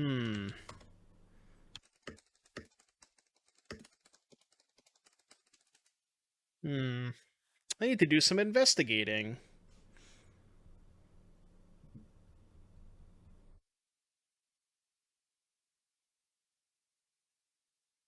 Their opponent has a game up. Hold on, let me look.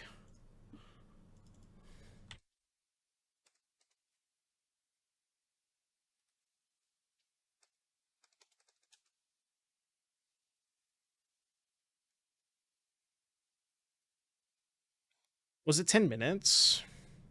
I mean, I did say 15 minutes earlier.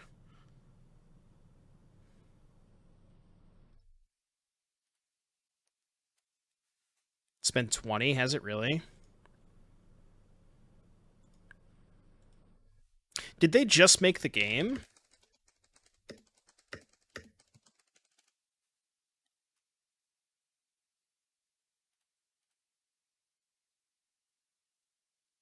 Well, they had 3 games up. I don't know how long this game was up for. Chat, why? Just pay attention to the event so we don't have to have situations like this, please. Chat. I trust you guys to be responsible. It's not rocket science, guys. Please. That was my first mistake. Yeah, I know, right? I also made an announcement that the round was up, so.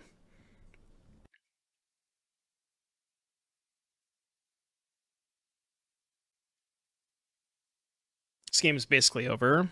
Oh, yeah, with the mentors. Probably is.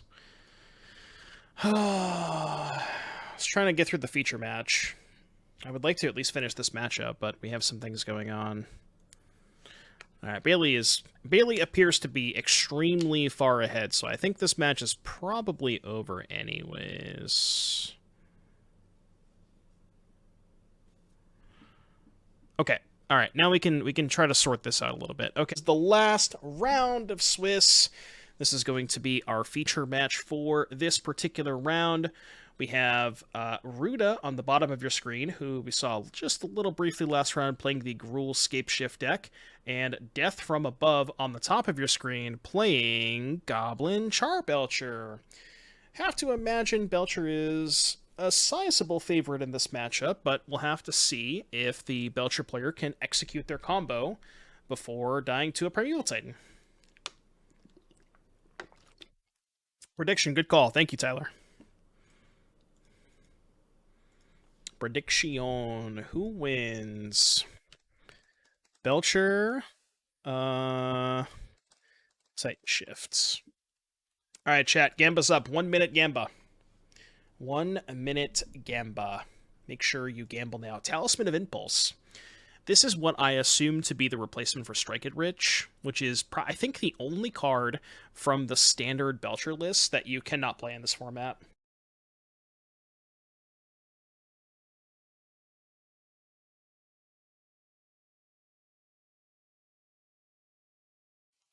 All right, 4 mana. That's an Ironcrag feat. Do we have a Charbelcher? I have to assume we do. Cool. There you go. Turn 3 kill. Everybody wave Kekbai. Everybody wave Kekbai. All right, well, Belcher up a game, huh? Cool. Belcher up a game. There you go. Yeah, this seems like a disastrous matchup for Scapeship. Maybe I should have featured somebody else. We could honestly probably do a second feature match. Okay, let's get deck lists while we are in between sideboarding. All right, what do we have for the Gruul Scapeshift side of things? We need a little bit of help here. Do we have help? 2 Boseiju, 2 Explosives, 2 Veil of Summer, a Chalice, a Crypt, a Valakut, a Nature's Claim, an Anger of the Gods, a Beast Within, a Tireless Tracker, an Obstinate Bailoff, and a Scapeshift. The answer to that question is no, we don't really have any help here. So, yeah, not really anything coming in here. And then for the Belcher player, we got, well, we get help. We have Leyline of Sanctity to stop Valakut, which is probably coming in, and Magus of the Moon. So, probably a matchup that is already 80-20 in the favor of the Belcher player, and the Belcher player improves, and the Valakut player doesn't. So, this might be a quick one. This might be a quick one. Chalice on 4, GG. Boseiju is good. But, like, that's basically the only card that the Scapeshift player gets. This is your list 100%. Nice, nice, nice.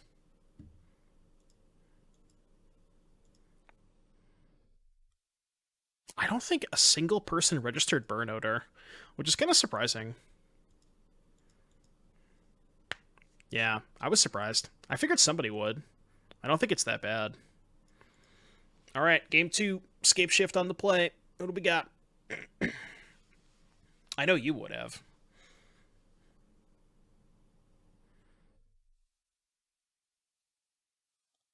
Yeah, deck with no lands, favorite against the deck with that kills you with lands.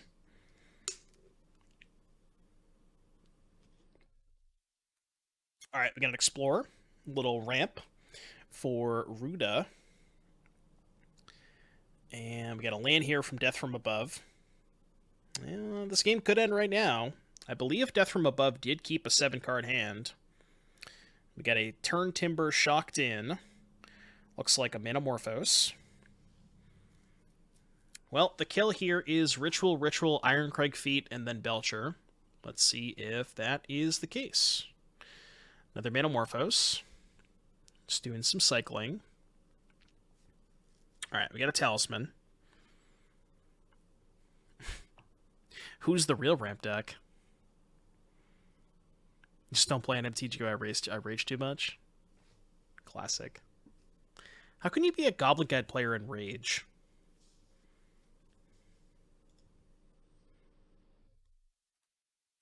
Or is that normal? Yeah, we're the Force of Vigors. Cleansing Wildfire would be a nice sideboard card for Ruda. Chalice? Okay, did bring in the Chalice. Does have Chalice on 2, which cuts off rituals, but if we just have land Ironcrag Feet, then that's good enough. Yeah, needed the Chalice for 4. Okay, well, it's not game over, but even if Ruda has land Castle Garenbrig for Titan, it's likely going to be over next turn. I believe there is a mountain in the sideboard. So I think the concept behind... Yeah, there's a mountain in the sideboard.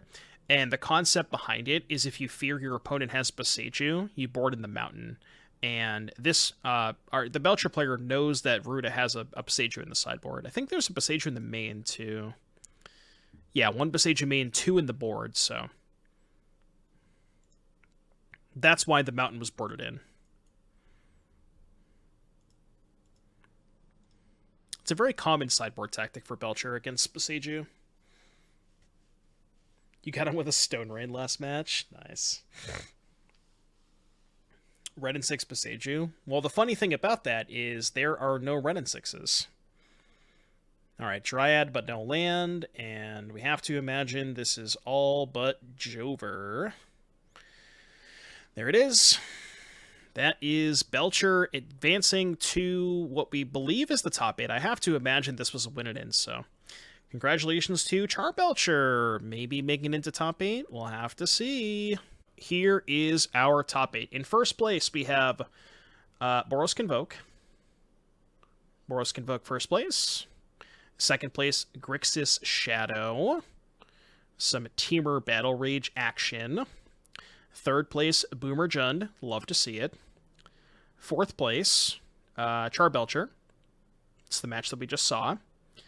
Fifth place, we have Humans. Pretty traditional-ish looking Humans deck. Sixth place, we have Mill. Mill top-8'd. Let's go. 4 Visions, 4 Tashas, 4 Glimpse, Drown, Path. Path to Exile in Mill. Okay, alright. Maybe expected a lot of the big mana strategies, and there are some big mana strategies. Seventh place, we have yet another copy of Boros Convoke. I think probably the most impressive deck of the weekend so far. I think there were... I believe there might have only been 2 players playing it, and they went 5-0-1 and 4-0-2. So between them, they have not lost a match yet, so kind of crazy. And then in 8th place, I believe this is Humans. Yes. So 2 Humans, 2 Boros Convoke, Grixis Shadow, Jund, Belcher, and Mill. So congratulations to our top 8, and let's go ahead and pair the round. All right, well, here we have the top 8 match. We have on the top of your screen the Mill deck. It looks like Esper, Mill, Splashing Path to Exile, and on the bottom, Goblin Char Belcher. I wanted to feature this match because we have not seen Mill at all today, and this is a pretty interesting deck list, so we'll have to see who is able to take it down. I don't have it scheduled yet, Adam, but I want to discuss with people and see if we want to make any changes to the format before we go ahead and do the next. Before we go ahead and start the next one. So basically, if anybody right now, if anybody in chat has any ideas and suggestions as to what we should ban or unban, or maybe let stuff in or let stuff out, feel free to post that in the Discord under the Pure Modern section, because I'm all ears. I'm all ears to see how do we improve this. because I want to make this a big thing.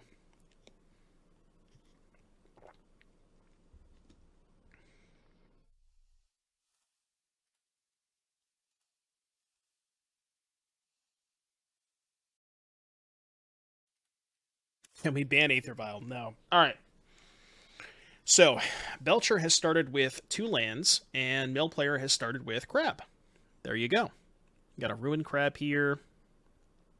Manamorphose making some mana, and no turn 2 kill. Also, notably, no Talisman. So, might be looking towards maybe a turn 3. Turn 3 Recross the Paths, potentially.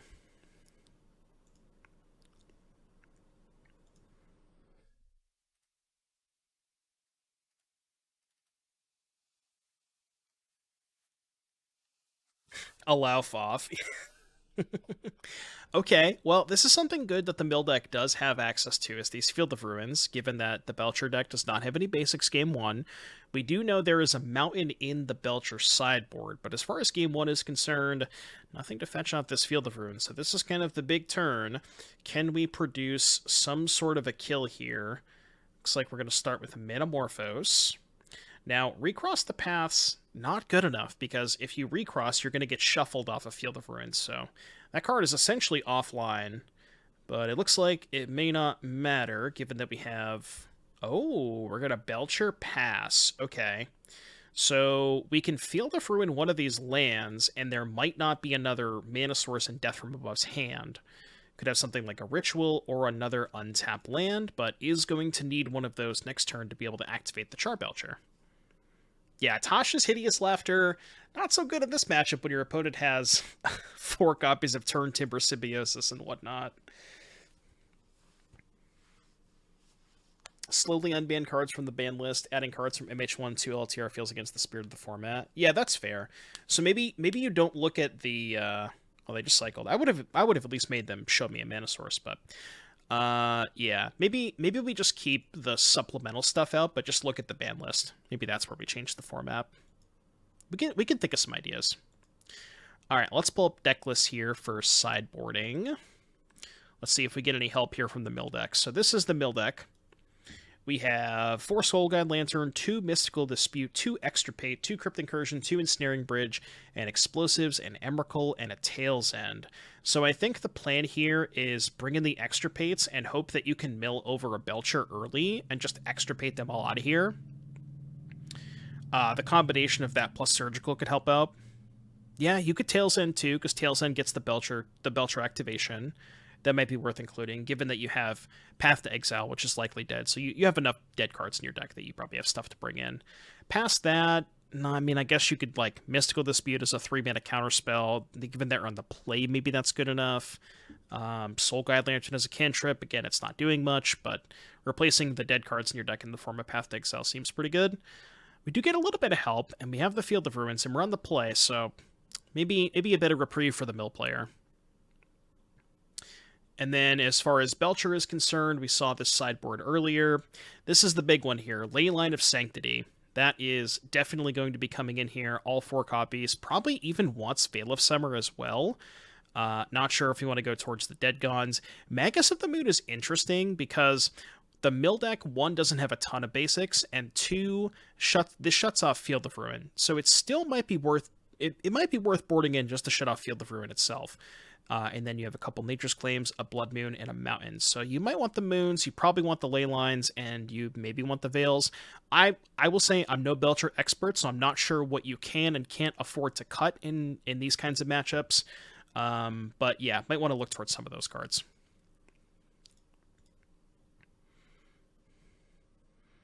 Ooh, we're already in game 2. All right, Belcher up a game. Let's change that. I forgot to do predictions. Damn it. All right, quick, 30-second prediction. Really quick prediction, chat. Who wins? Mill. Belcher. 30 seconds. Go. Gamba. Gamba, way too dank.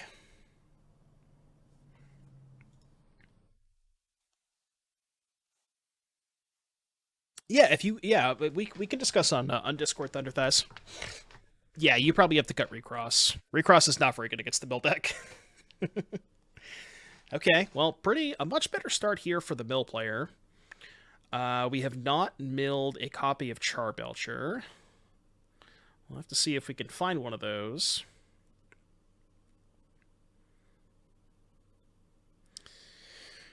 Did keep in the recrosses. Interesting. I guess you figure if you start on Leyline of Sanctity, maybe you can still reliably recross. Where you have to hope that your opponent can't target you the turn after you recross. I could see it. It's not the most consistent, but I could definitely see it.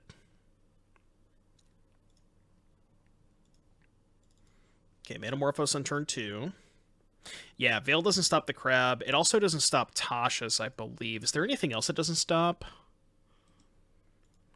So, Jace targets. Hedron Crab targets, but Ruin Crab doesn't. Glimpse the Unthinkable targets. Tasha's does not target. And then Archive Trap targets. So it stops about half of the things. It definitely stops enough to warrant bringing it in for sure.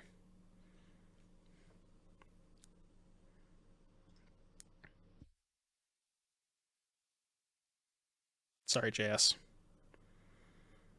A friend of mine is playing. Spent 20 minutes trying to build the recross pile. Judge? No fields.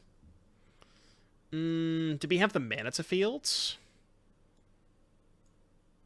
Oh, we could have fielded instead of glimpsing. Interesting. Well, that leads me to believe that there's likely a surgical in hand, and you wanted to just dig. No, I mean, it's still probably right to field. Yeah, you're right. That's interesting. Sandoich, thank you so much for the raid. Hope you had a good time today. Thank you for participating in the event. Welcome, Raiders. Hope you had a good time. I had a lot of fun today.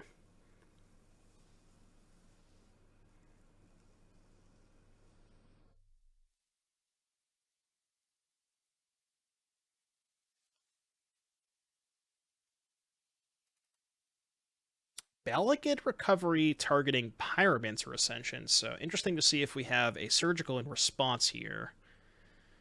I wonder if you do you even surgical this? You might let this go and save surgical for Belcher.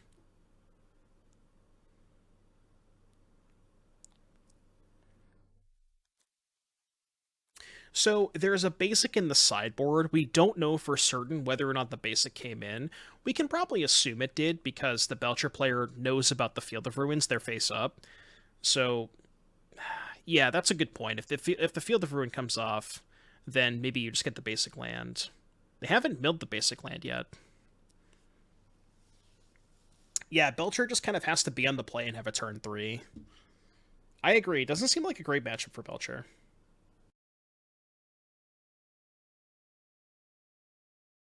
That's a good point, too. Surgical the mana spell to insanely slow them down. You could, but I think you're probably better off saving surgical for a payoff. All right, well, we're gonna find out if the basic came in. I assume it did. I'd be pretty shocked if it didn't. Wow, the basic didn't come in. Interesting. Okay. Very surprised at that. Yeah, I mean, we saw Belcher win game 1 because they were just on the play and had the nuts, but yeah, this game is I don't know if we want to call it now, but it seems pretty over. Oh, that's a good point. Maybe the basics in hand.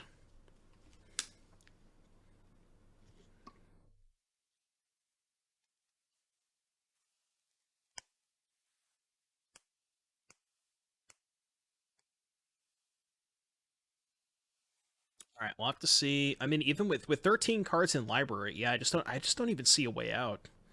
Even if you're able to put a Belcher and activate it, yeah, it's like you deal them 12 and then they just kill you on their turn. So, all right, Mill evening it up. God, is Mill gonna take down Pure Modern? I have to imagine that Mill is at a pretty significant disadvantage against humans in Convoke, though, right? Like, yeah, the Belcher player simply just can't win with 13 cards in deck. I mean, you would need multiple Belcher activations. Yeah, turn 2 Moon on the play could be pretty good. Shutting off Field of Ruin and just, like, trying to mana screw your opponent. I could definitely see that.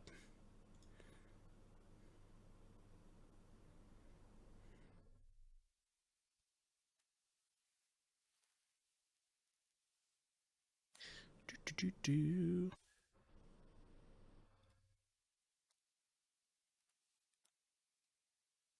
God, chat, today's been so much fun. Seriously, thank you all so much for being here. Really hope you're having a good time. Thank you to all of the competitors as well. Thank you for taking part and participating. Appreciate you all being here. If you're not following the stream, why are you not following? It doesn't cost you anything. It's totally free. All you got to do is click that little follow button. Would greatly appreciate that. There you go. Young Waver, thank you for the follow.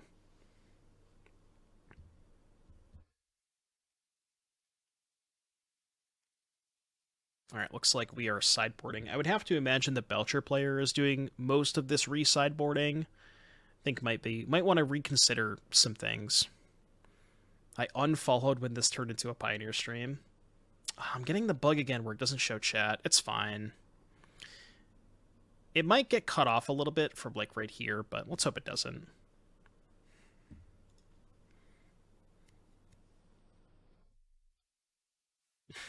Well, it looks like you're following against Idana, so I hooked you back in. Just gotta play some Modern. Is pure modern just Pioneer Light? Is that what it is? Leyline of Sanctity jump scare.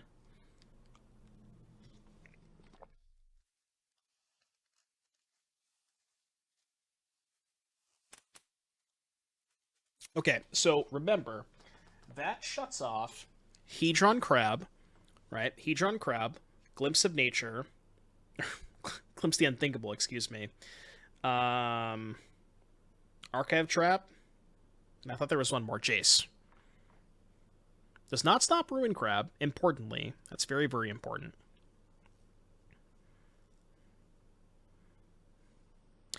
I don't actually remember seeing anybody register Dredge, which is very surprising because it was probably the most played deck in the first couple of events. Yeah, Tasha's probably came out too. That's a good point.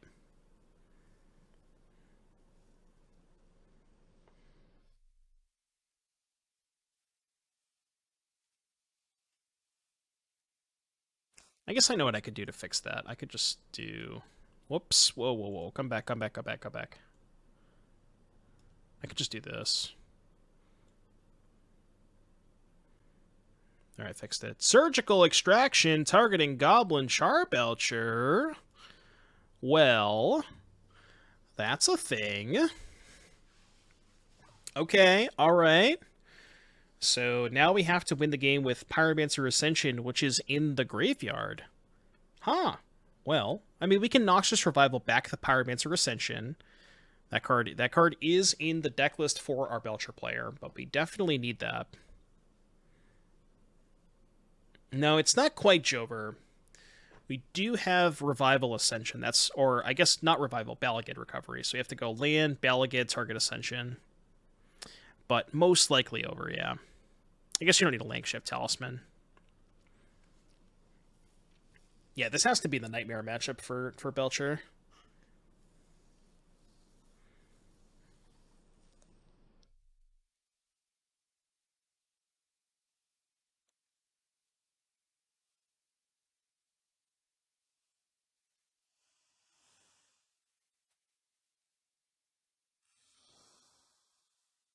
Yeah, Human's pretty bad for Belcher. That's what JS was saying, because JS played Belcher in this event, and I think he went 0-3 drop and played against Humans 3 times.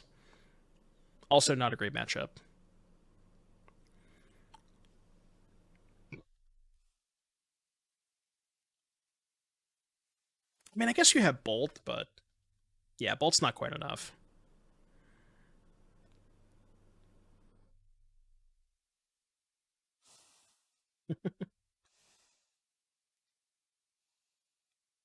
Love it. Oh, God. Can we get some W's in the chat for the crab attack? W crab.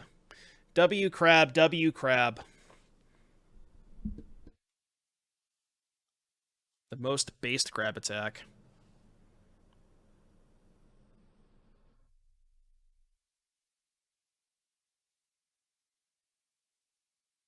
Okay, we're making mana. What are we doing? We are Balagid recovering back Pyromancer Ascension. Okay. Do we have a... Oh, we're just going to cast Ascension off the Impulse. Okay. Right. So, Counterspell or Surgical... I mean, Surgical on Pyromancer Ascension is just game over.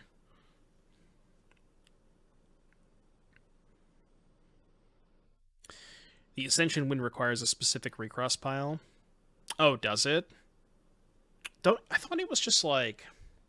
So what is the actual kill? Because isn't it like Ascension, double Manamorphose, double Balagid recovery or something like that? Yeah, okay, it's gonna get countered anyway, so who cares? But yeah, it's double Manamorphose, double Recross. Or you need 4 Manamorphose? I thought you only needed 2. Because if you eventually start copying Balagid, you can go Manamorphose copy 4 mana, second Manamorphose 6 mana, recovery copy, target recovery, target Manamorphose. Oh, but I guess you still need more mana. Yeah, that's fair.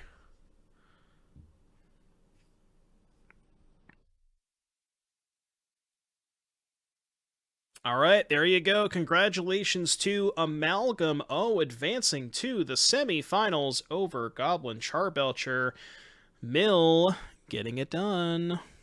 Welcome to the top 4 of the Pure Modern number 3 event. We have the Humans player on your top, Caleb Yepin, versus GI Starburst, the Grixis Shadow player on the bottom of your screen. So, got Humans on the play with an Aether Vial. Got a Preordain.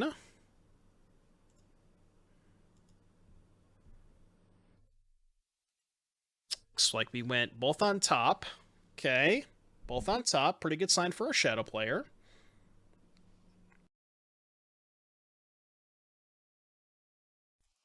You have a champion. Anything to follow up. Might have a 1-drop that we want to Violin end of turn.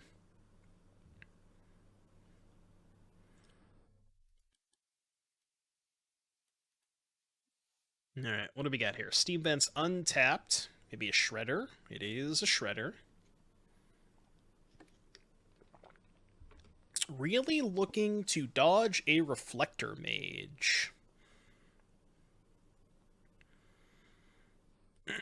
It's the one card that we want to dodge if you are the Shadow player. I'm going to start with a Kite Sail. Kite Sail, take a peek at the hand. What are we working with? We have a land, a Stubborn Denial, a Fatal Push, an Expressive, a Shadow, and a Bolt. We did go ahead and take the Bolt. So, maybe something like a Meddling Mage, naming Fatal Push. Yeah, that's exactly what's happening. So take the Bolt, cut off the other removal spell, and then left with a Stubborn Denial that is likely going to be dead most of the game. The Shadow, which helps, so you could see something like Iteration into Land Shadow, trigger the Shredder, that could be good. Very, very heads up, no attack here from Caleb too, because you don't want to make that Shadow too large. If you wait till next turn to attack, then you can maybe like set up a better attack. But if you attack this turn, the Shadow gets larger next turn. Found a Thoughtseize off of the Iteration. Interesting. I wonder if you want to cast that versus playing the Shadow.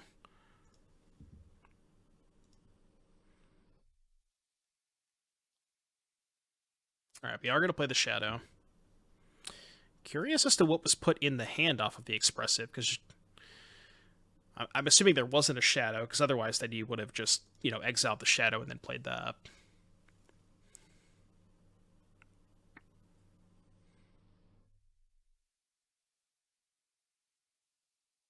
I have to see what Caleb has.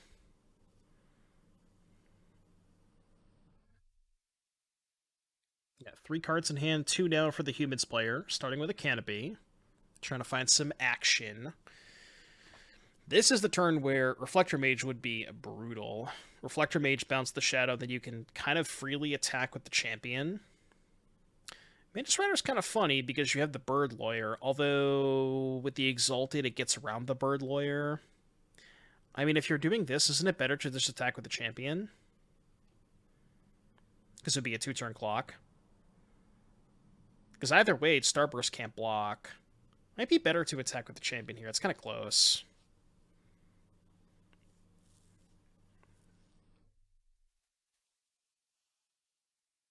Alright, Mantis Rider connects, putting Starburst down to 8. And a Thalia follow-up, okay. Yeah, see, that's the thing. It's going to be really hard for Starburst to kind of just push through. Now, I want to take a look. I want to take a look at Starburst deck list, and I want to do a check for everybody's favorite card, Teamer Battle Rage. There are 2 copies, so I'm just saying, that could be a thing that we're looking for here.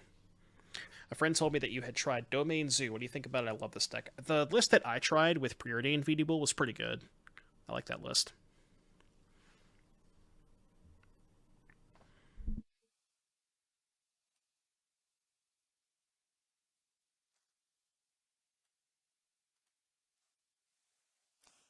I haven't tried the Bowmaster list personally, so hard to say. All right, so what do we have here? Nothing for Starburst. Going to go ahead and just pass the turn. And then we have untapped vials at 3. We can pop a canopy to try and find some more gas.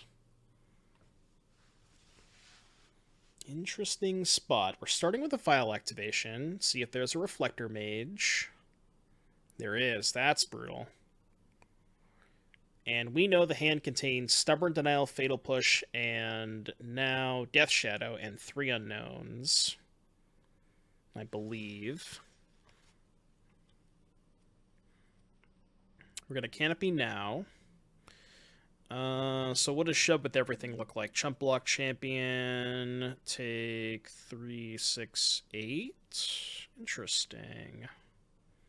Wonder if it was worth shoving with everything there. So what are we doing? We're going to go 2 mana, 3 mana. Just kind of register Jeskai cards. Jeskai. Oh, you were talking about the Breach deck, right? The Through the Breach deck? Looks like a Dismember. So I guess we can, what, Dismember... interesting. So we go Dismember that Chump Block Champion, and now I guess you can go Push, Freebooter, Bolt, Mantis Rider, play Shadow. Does that get you out of this? Push, Freebooter... Oh, no, because of the Thalia, right? Yeah, you can't do that because of the Thalia. I'm not sure what we're doing next, Toof. Not sure. We'll definitely have another Pure Modern adjacent tournament. But again, I want to get a lot of feedback from the players and people who watch this. So if anybody has any suggestions on what you guys want to see in the future, feel free to drop it in the Discord, which is good. There's a Pure Modern channel in the Discord. So if you guys have any suggestions, what we could unban, what we could ban, maybe just some positive changes to the format, feel free to let me know. I am all ears. So I think this is it's a project that I want to spend some good amount of time on,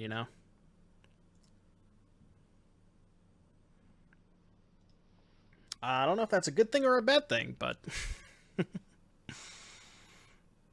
Alright, so we have humans up a game.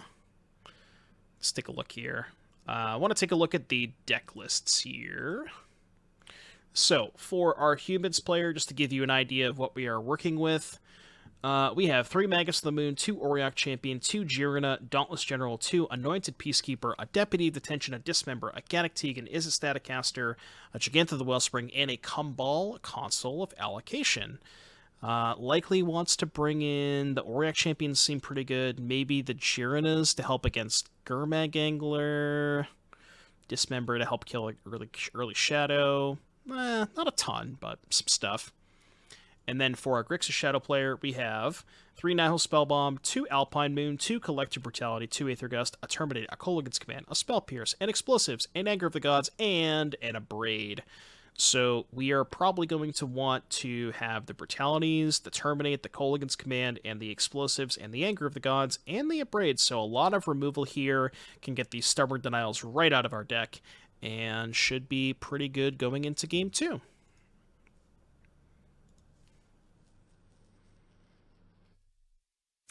Make sure I update the graphic here. So we have Starburst, Caleb up a game, so let's go Caleb up a game.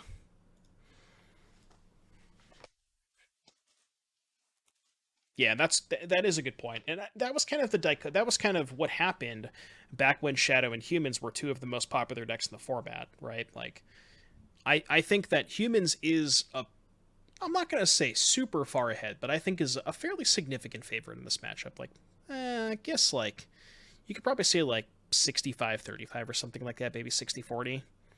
Humans, I think, is definitely ahead. No Horizons in LOTR? Correct. Yep, no supplemental sets.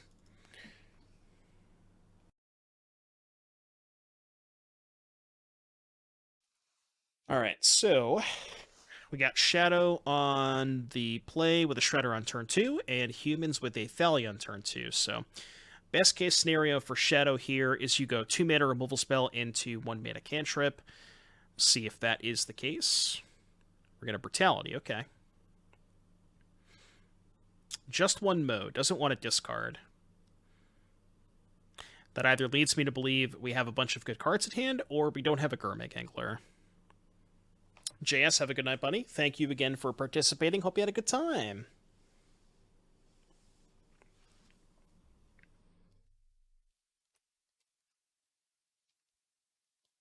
That is the card that GI Starburst did not want to see. Now, granted, we do have a Shredder, which can attack past it. We are leading with a Thoughtseize. After it resolves, we'll take a look and see what Caleb has. It was fun except for Mage and Thalia, yeah. Ban Meddling Mage, ban Thalia. Alright, we took a Jirina, and the leftovers are Mantis Rider and Thalia's Lieutenant. Okay, that's good leftovers. This is going to be a good one. You already lost? Oh, Amalgam. You got convoked.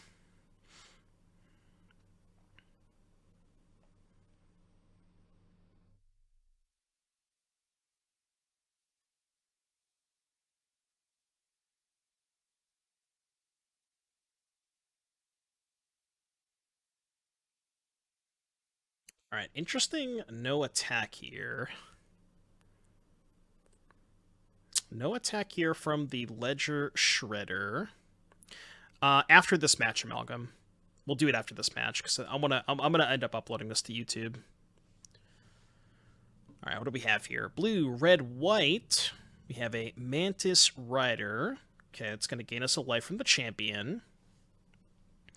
We still know about that Thalia's Lieutenant leftover, and yeah, no attack from the Rider because they would just block with the Shredder. Bit of a weird situation going on. Bit of a weird game. Dismember. That's a pretty good one. Let's see if we can maybe deploy another threat here, because the thing about Auriok Champion, it is very good at blocking Death Shadow, but if you can play two giant black creatures, as you see here with the Shadow and the Gurmag Angler, you can kind of sort of attack past it, where, you know, the Auriok Champion can block one of them, but you still get in with the other one. We are going to attack with the Shredder here, given that the Mantis Rider is now dead. Makes a lot of sense. Guess you could hold it back to block the Auriok Champion, but I kind of like the attack here.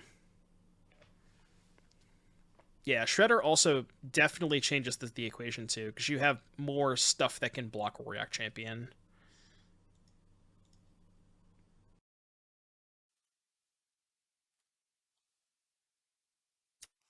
Well, the Mantis Rider is gone, so we don't know about a second Mantis Rider. The Mantis Rider that was revealed off of the Brutality was killed by Dismember.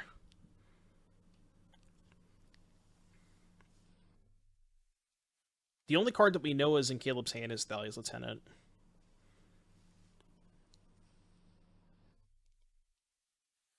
Which definitely could get cast this turn.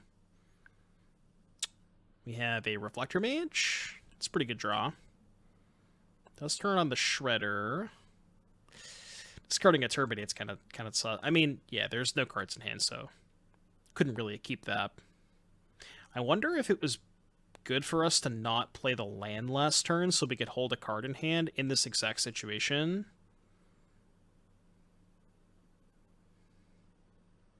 That might have been a good call. Okay. Draws expressive. That's pretty good.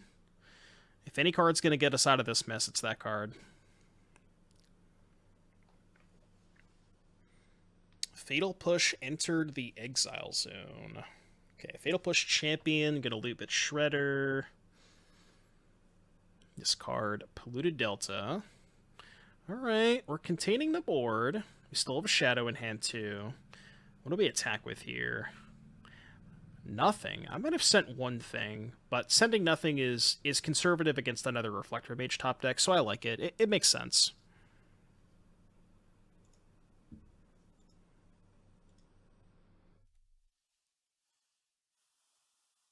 Two mana, Coppercoat Vanguard. Okay, not a bad one. Doesn't really give Caleb any good attacks, though. And that was the lieutenant we knew about. Does this give Caleb good attacks? Not really, because we have the 4/6 back. So it's kind of a bit of stare versus stare.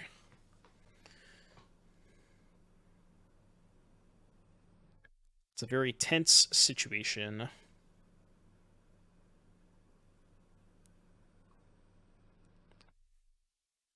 Still know about a Shadow in Starburst hand. Well, I mean, if you're going to keep drawing Expressive Iteration, this is how you do it, folks. Exiled the Fatal Push. Well, yeah.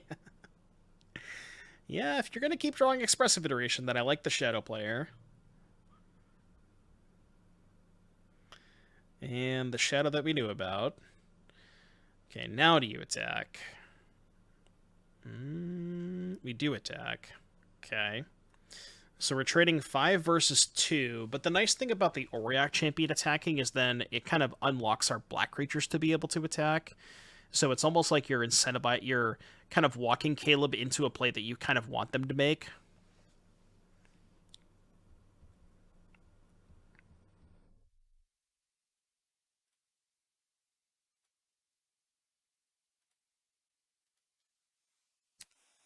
Blue, white. Another lieutenant would be kind of big here.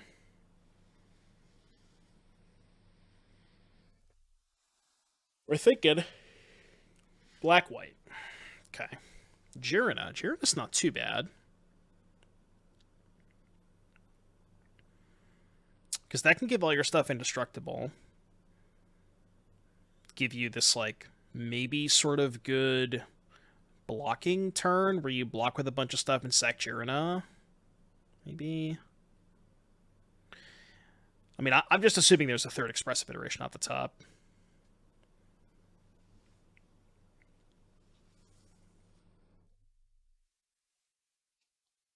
I mean, there's just got to be, right?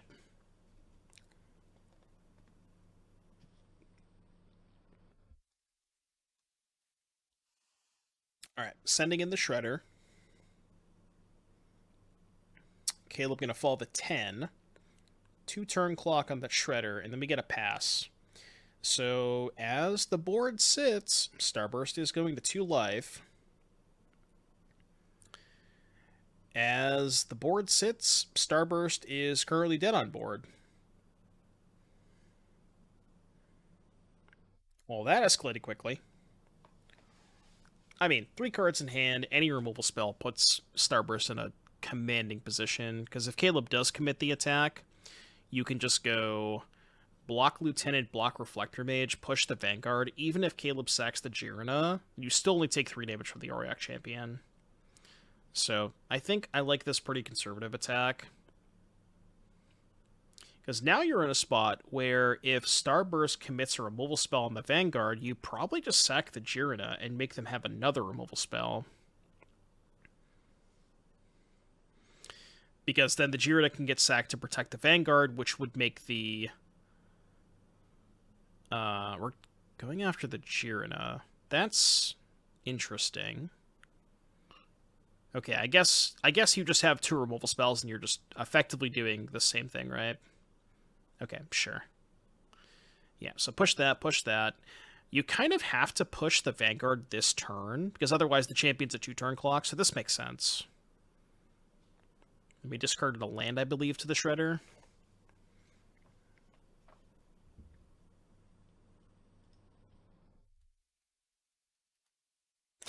I mean, I told you. I did say that was going to happen. Starburst just built different.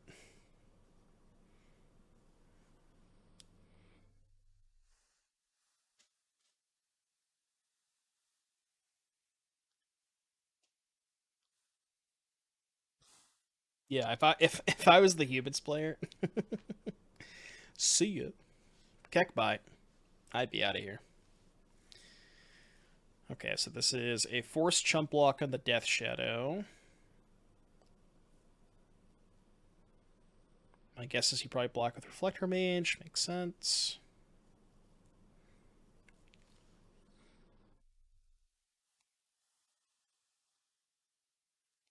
And we even have a Ledger Shredder back to block, just in case the Auriok champion were somehow able to be a lethal attacker.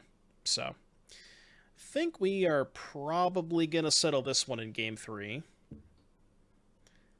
I would imagine.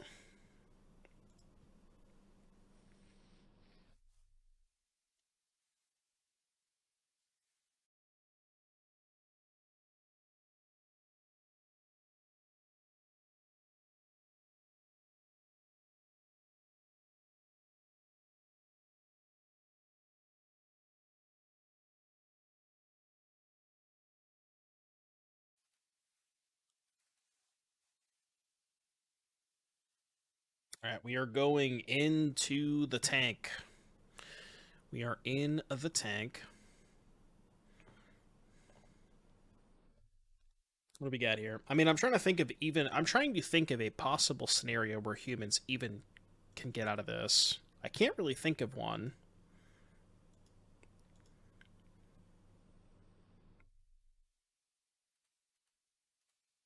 Okay. Vanguard Auriok Champion is not lethal, so we don't have to chump block this. We are still going to. Yeah, makes sense. You don't want to fall to 1. What's up, John? All right, now the question for Starburst, can we produce a lethal attack? Any removal spell should do it. Kill the Vanguard, send everything, block Shadow attack, take 10. Yeah, that should do it.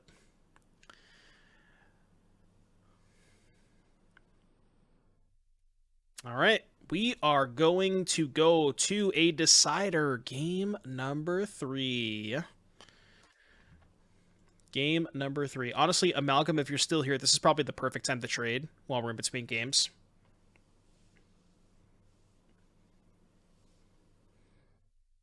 Do, do, do.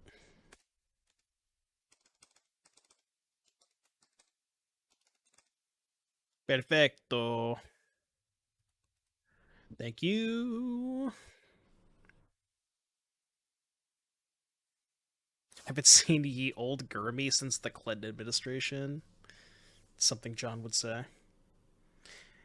You know, Gurmag Angler sacrifices to Neoform. I'm just saying.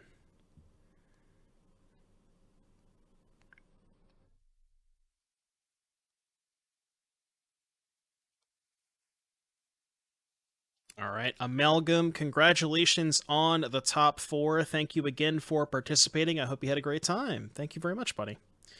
We are in the top 4. We are currently awaiting on the finals. On one half of the bracket, I believe we have... Oh, we're already in here. So, we missed a little bit of stuff here. Turn 1, Humans player on the play, Cavern Hierarch, and turn 1 for Shadow, Land, Thoughtseize. And we have 2 Reflector Mages, a Territory, and a Champion with a Lieutenant being selected. The other finalist, I believe, is Boros Convoke. That is the other finalist, Boros Convoke.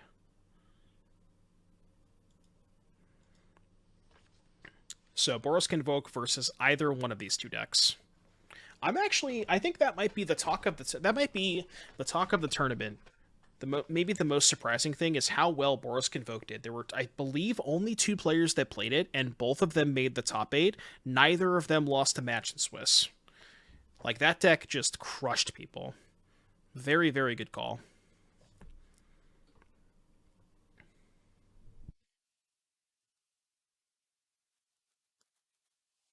We got a Reflector Mage taking care of a Shredder. Champion getting in there, and we're already down to 8 for Shadow, maybe going to 6 here. We have an Anger. Oh, the one of! The one of! That is absolutely backbreaking. Anger of the Gods. That's a name I have not heard in quite a while. Alright, still another Reflector Mage in hand here for Caleb.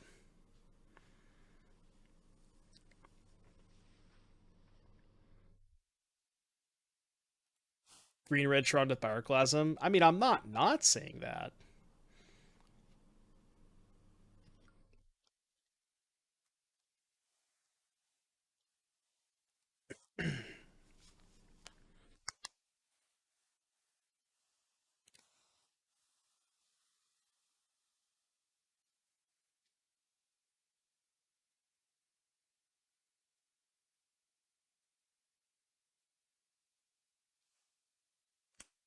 What are my thoughts on Grixis Shadow? In what context? Just like regular Modern? I think it's a fine deck.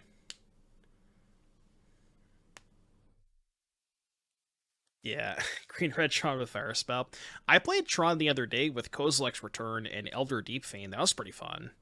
I don't know how viable that strategy is, but it was definitely fun.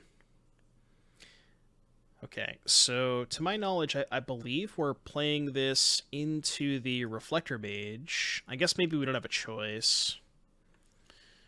We're going to save the Reflector Mage, okay. I mean, I'm not mistaken. I believe that's Caleb's last card. I thought we had 2 from the Thoughtseize. I think we did.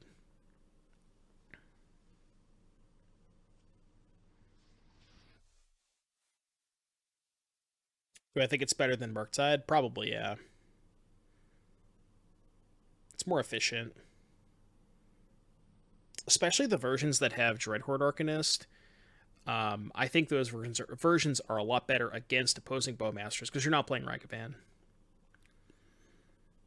Alright, tricky spot here for Starbursts. Facing down 6, doesn't want to get too aggressive because Caleb can kind of, have a good crackback. So, very tricky position. And the Reflector Mage, remember, is face up. So we're going to send in the Gurmag Angler. Now, this is a little sketchy, because now the Reflector Mage can just bounce the Shredder. Okay, we have a Shadow, that makes sense. Maybe 2 Shadows? Alright, Shadow, hold up some mana. Not a bad turn.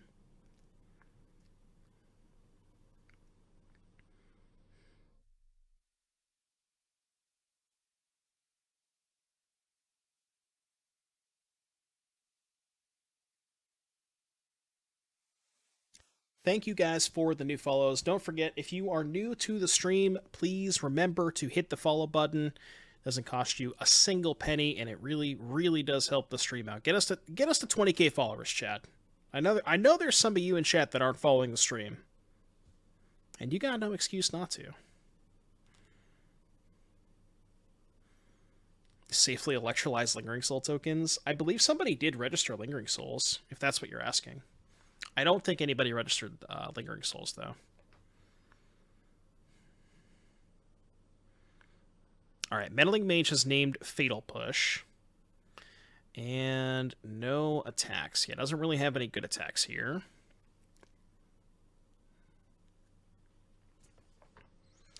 Something end of turn. What are we thinking about here? Maybe a Kolaghan's Command, perhaps?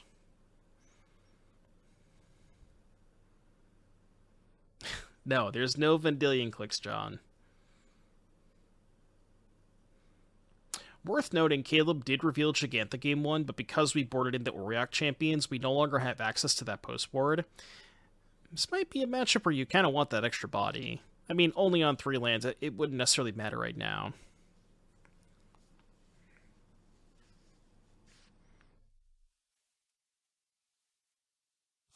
Yeah, I know, right? The entire Humans deck. I mean, Humans was the most popular deck today, and I'm kind of not surprised because, a lot of people who really enjoyed playing Humans back in the day, they kind of realized that Their deck really kind of fell off the map with the printing of, Fury, Bowmaster, Ren, all that stuff. So it doesn't surprise me that, you know, humans and Convoke were some of the better performing decks of the day. Yeah, prismatic ending against Vile. There's a lot of things that made humans bad.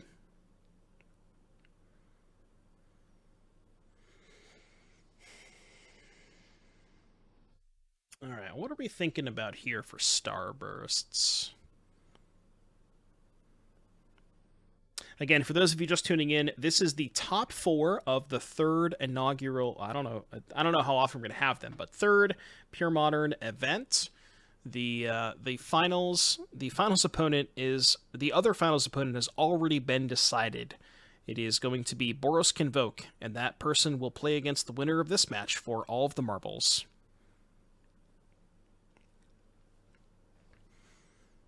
Right, that's a good point. A lot of the decks that humans preyed on also kind of fell out of favor, so you kind of lost a lot of humans' good matchups. I don't know. I don't have an official date on when the next one is, but we'll definitely cook something up. I don't know if I want to make them monthly. Maybe bi-monthly. All right, we have an explosives on two and a shredder attack. Meddling mage named Gorya's Vengeance? Yeah, I don't know about that. Okay, Reflector Mage, Bouncing Shadow. We still have the EE on 2 up, which means we can block Champion and pop the EE. The question is, does Caleb want to force that? Actually, if you block Champion, oh, it's not a trade because the Vanguard would die before combat. Yeah, you can't really afford to do that. Now, if you're Starburst, do you even pop the CE? We do, okay. Kind of leads me to believe that there's probably a Fatal Push in hand. Second left. This is the new Lord. 2/2 for 2, pumps them +1/+0 and gives them all Ward 1. Coppercoat Vanguard.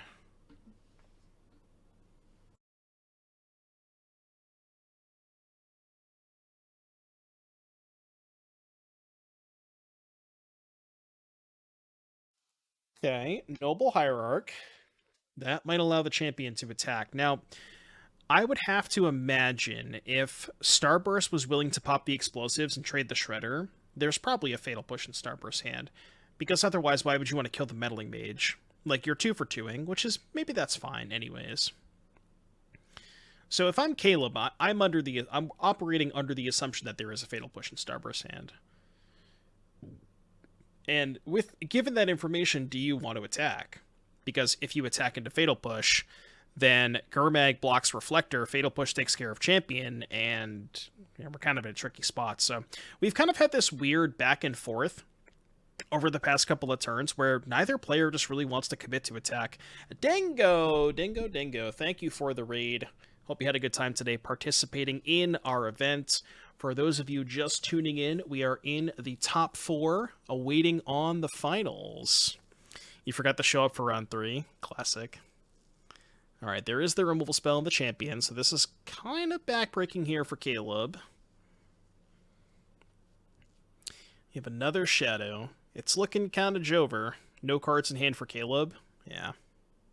Looking kind of Jover. Holy crap!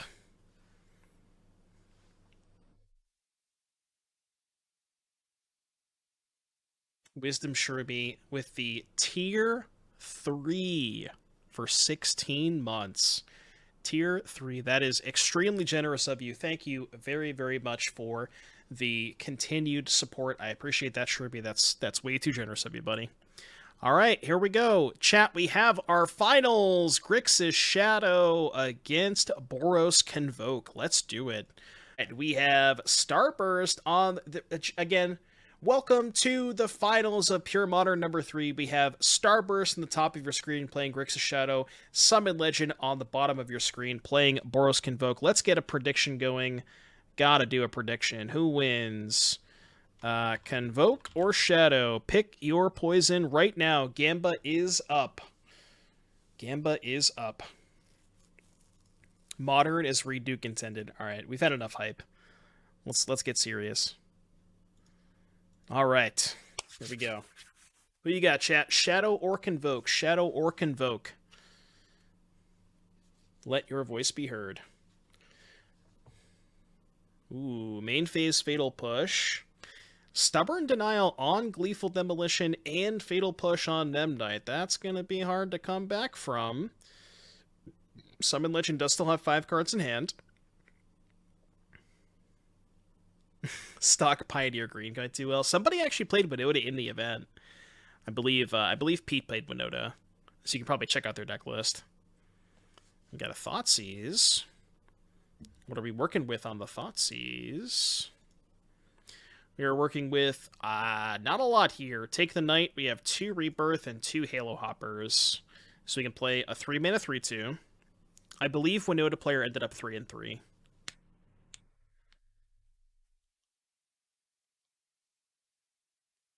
There is the 3-mana 3/2. Halo Hopper as Garfield intended.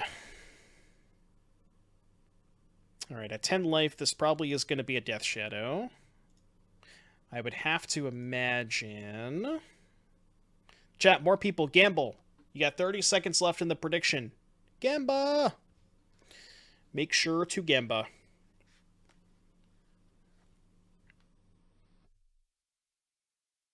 I mean, I think Halo Hopper is not great in Pioneer because you only have Gleeful Demolition, but when you have Kuldotha Rebirth and Gleeful Demolition, I think Hopper does get quite a bit better. Alright, second Halo Hopper. We're hopping alright. We are hopping alright. A lot of people voting on Shadow here. Yeah, the odds are not great. Odds are not great.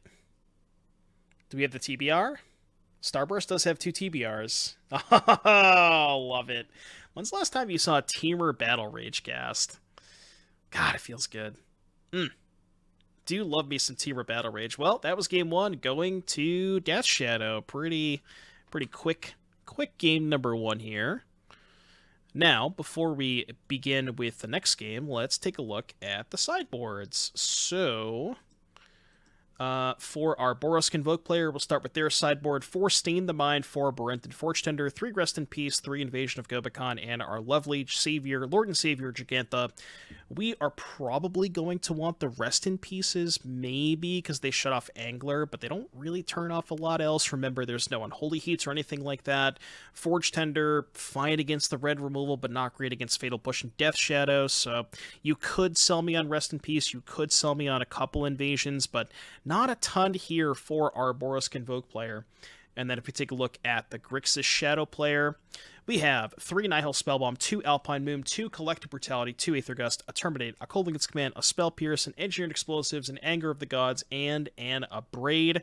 We are likely going to want to go towards the Explosives and the Anger. Those are slam dunks. Maybe some of the spot removal, like Terminate, Abrade, Cold Against Command. Maybe Brutality is pretty good because you can kill a creature and take a Kuldotha Rebirth, although on the draw might not be where you want to be. So some options here for Shadow. Definitely want the sweepers. Past that, not sure about anything else. And we will get started game 2 here in just a moment.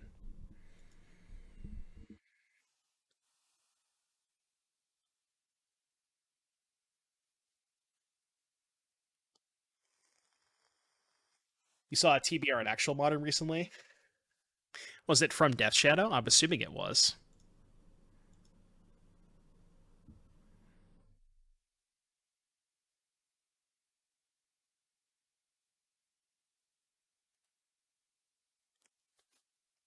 All right, I believe players are still sideboarding. Oh. All right, we have a game. Okay, this is more so what the Convoke deck wants to do. Shout out to all the Halo Hopper doubters, by the way. This is why you play Halo Hopper. Turn 1, Memnite, Kuldotha Rebirth, and Halo Hopper. That's 6 power on the battlefield on turn 1, and if there is a Convoke creature to follow up, this game is likely over.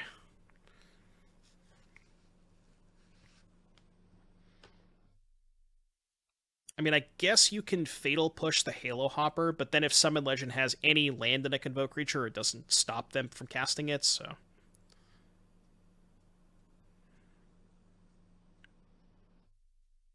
Okay, Steam Vent's untapped, maybe representing a Lightning Bolt.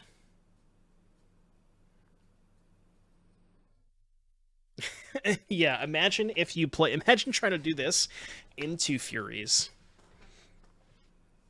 Do we have the Convoke creature? We definitely do. Okay, and we're not going to tap the Hopper because we want to get in damage. That makes sense. Rather get in 3 damage this turn. So 3 damage putting Starburst to 14, and then if we count the damage in the battlefield, that is 8, 11, 15. That is a turn 3 kill. It's crazy how much you can do when there's no Fury in the format. Yeah, could have Anger, although I don't think Anger's going to be fast enough. Because, like, even in a situation where you go, like, say, Fetch Swamp, go to 13, terminate the Loxodon, you still take 11 and go to 2, and then you can't shock for an Anger next turn. So, Anger's just off the table completely, I think.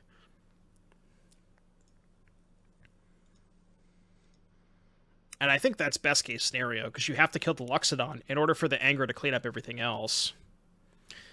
This is the finals.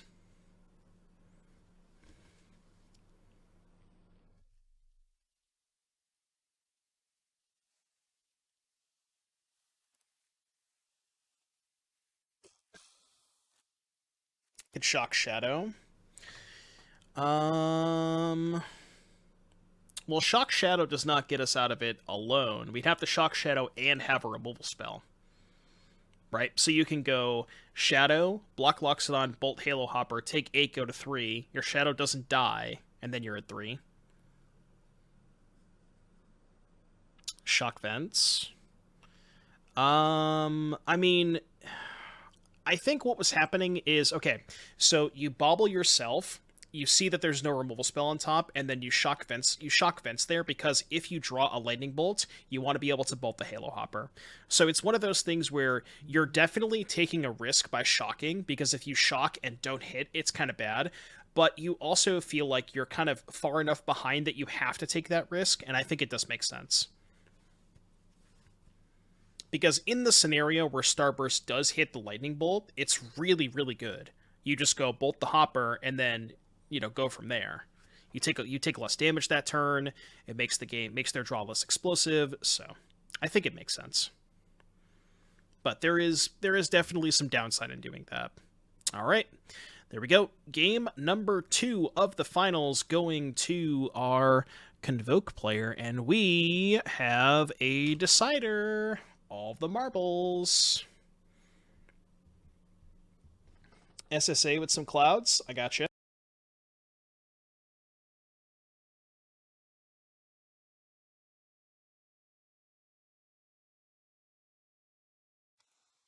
All right, game 3 of the finals. The last game of the event. Let's go. Chat, I just wanted to say again, seriously, thank you all so much for tuning in. Thank you for making this happen. I appreciate each and every one of you. Thank you to the participators. And just thank you everybody for supporting the stream and hanging out, having a good time. I wouldn't be here without you guys. So thank you from the bottom of my heart. I appreciate you all. Thank you so much. I'm at a 0.3. I started at 0.6, but I've gone down to 0.3. I'm trying to keep going down.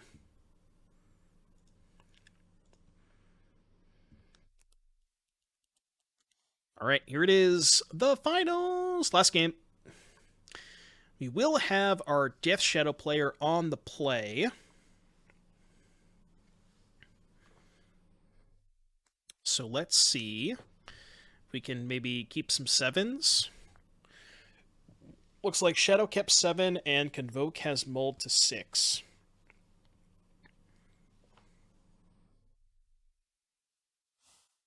Next Marvel franchise.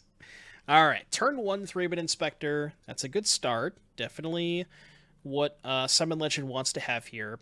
Now, you could go for something, maybe there's like Mem Knight Cult of Rebirth, but that kind of opens you up to the potential Stubborn Denial. Ledger Shredder, pretty good 2-drop here for Starburst. Does also have the Bauble to follow up, and a lot of Summon Legends plays are like their best plays are double spells this turn, so you're gonna have to trigger the Shredder almost guaranteed. Even if say you go like Kuldotha Rebirth, 1-drop Convoke Creature, or Kuldotha Rebirth, and then yeah, Kuldotha Rebirth Convoke 1-drop Convoke Creature, that would still trigger the Shredder. No, the only sweepers that GDS has is 1 Anger and 1 Engineered Explosives.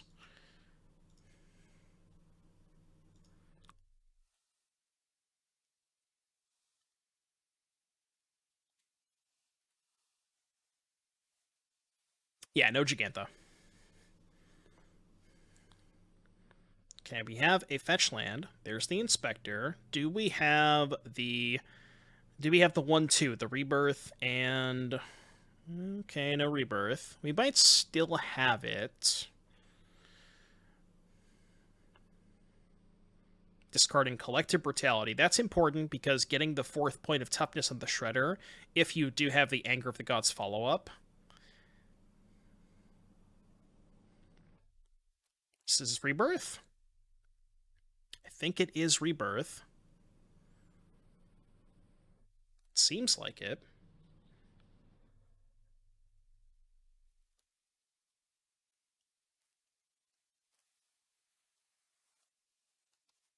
Let's see. All right, Rebirth sacrificing Ornithopter, and there's the Convoke creature. All right, so it's going to come down to whether or not Starburst has the Anger. If they do have the Anger, this game is probably over, and if not, well, we are fetching pretty quickly. Here's the red source. Do we have it? I think we do. There it is, chat. Anger of the Gods. One card left in hand for Summon Legend. Gonna be pretty tough for us to get back out of this. Yep, starting with a clue. That seems like it's not going to get... It's not gonna work, don't think. And we do have a 4/4. Yeah, Kekbai. Kekbai board.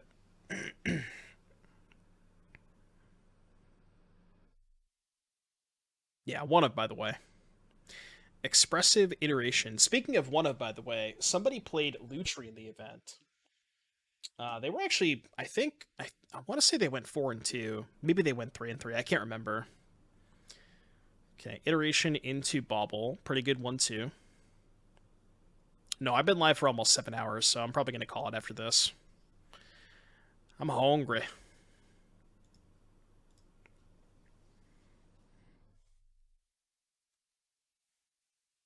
Okay, there's the Angler. Another threat here for Starburst. Gonna go ahead and fetch Sacred Foundry, take the damage. They had their one of sweeper on turn 3 without mulling. I think I watched that match. Yeah, they had the Sweltering Suns, right? I think we featured that. That was pretty funny. One of, by the way. Playing against Lutri is the most tilting thing, because you know that every single card in their deck is a one of, but they just always happen to have the perfect card at every single spot, no matter what.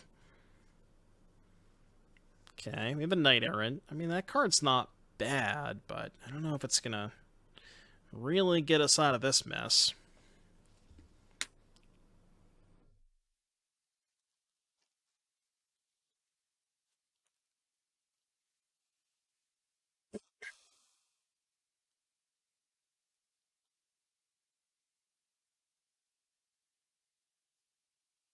Okay, we're thinking about what to get. We got a Clarion Spirit and a Goblin Bushwhacker.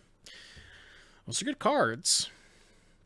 So next turn we can go Clarion Spirit and Bushwhacker, make a token off of the Spirit, and then have 6 attackers. I mean, if anything is gonna get Summon Legend out of it, it's gonna be that sequence.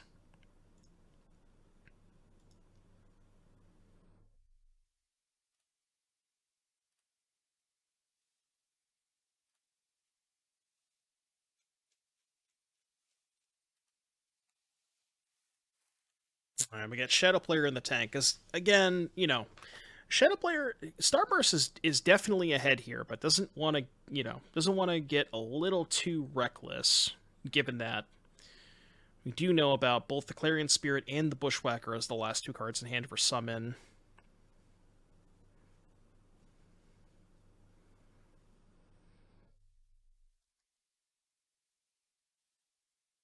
Yeah, this is going to be a really close game. You know, we kind of thought it was just over on the spot when that anger was cast, but Summon has done a very good job at staying in this game. The Night Errant was huge. Night Errant basically hit the two perfect cards. Okay, there's a Shredder. Engineered explosives for 0. Okay.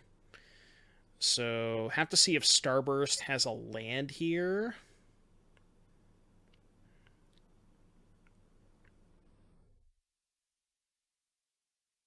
There is the land. That can get basic islands, so keep that in mind.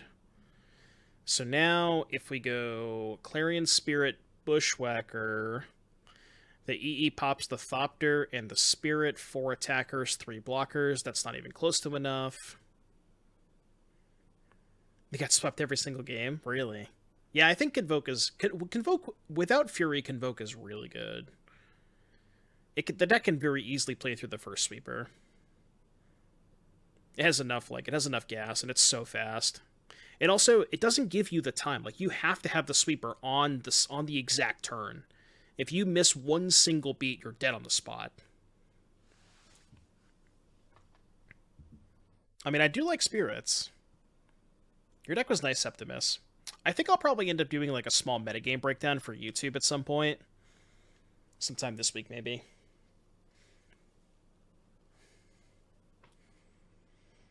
I need to get better at editing. I want to, like, try editing my own, like, fancy editing. You know, not just, like, the basic boring shit that I do. Captain getting banned. No, we're not gonna ban Captain. One guy's disbased. It's maybe less than you should have played. There is a channel. It's called Beer Modern. It's already in the Discord, Mikey. There's been a channel for like months. Okay, we have a Loxodon being cast. Oh, you mean like a YouTube channel? I see what you're saying. I thought you meant a Discord channel.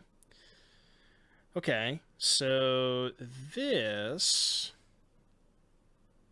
So we know the last card in hand is Bushwhacker. Pop the explosives. It's 8 damage. Okay.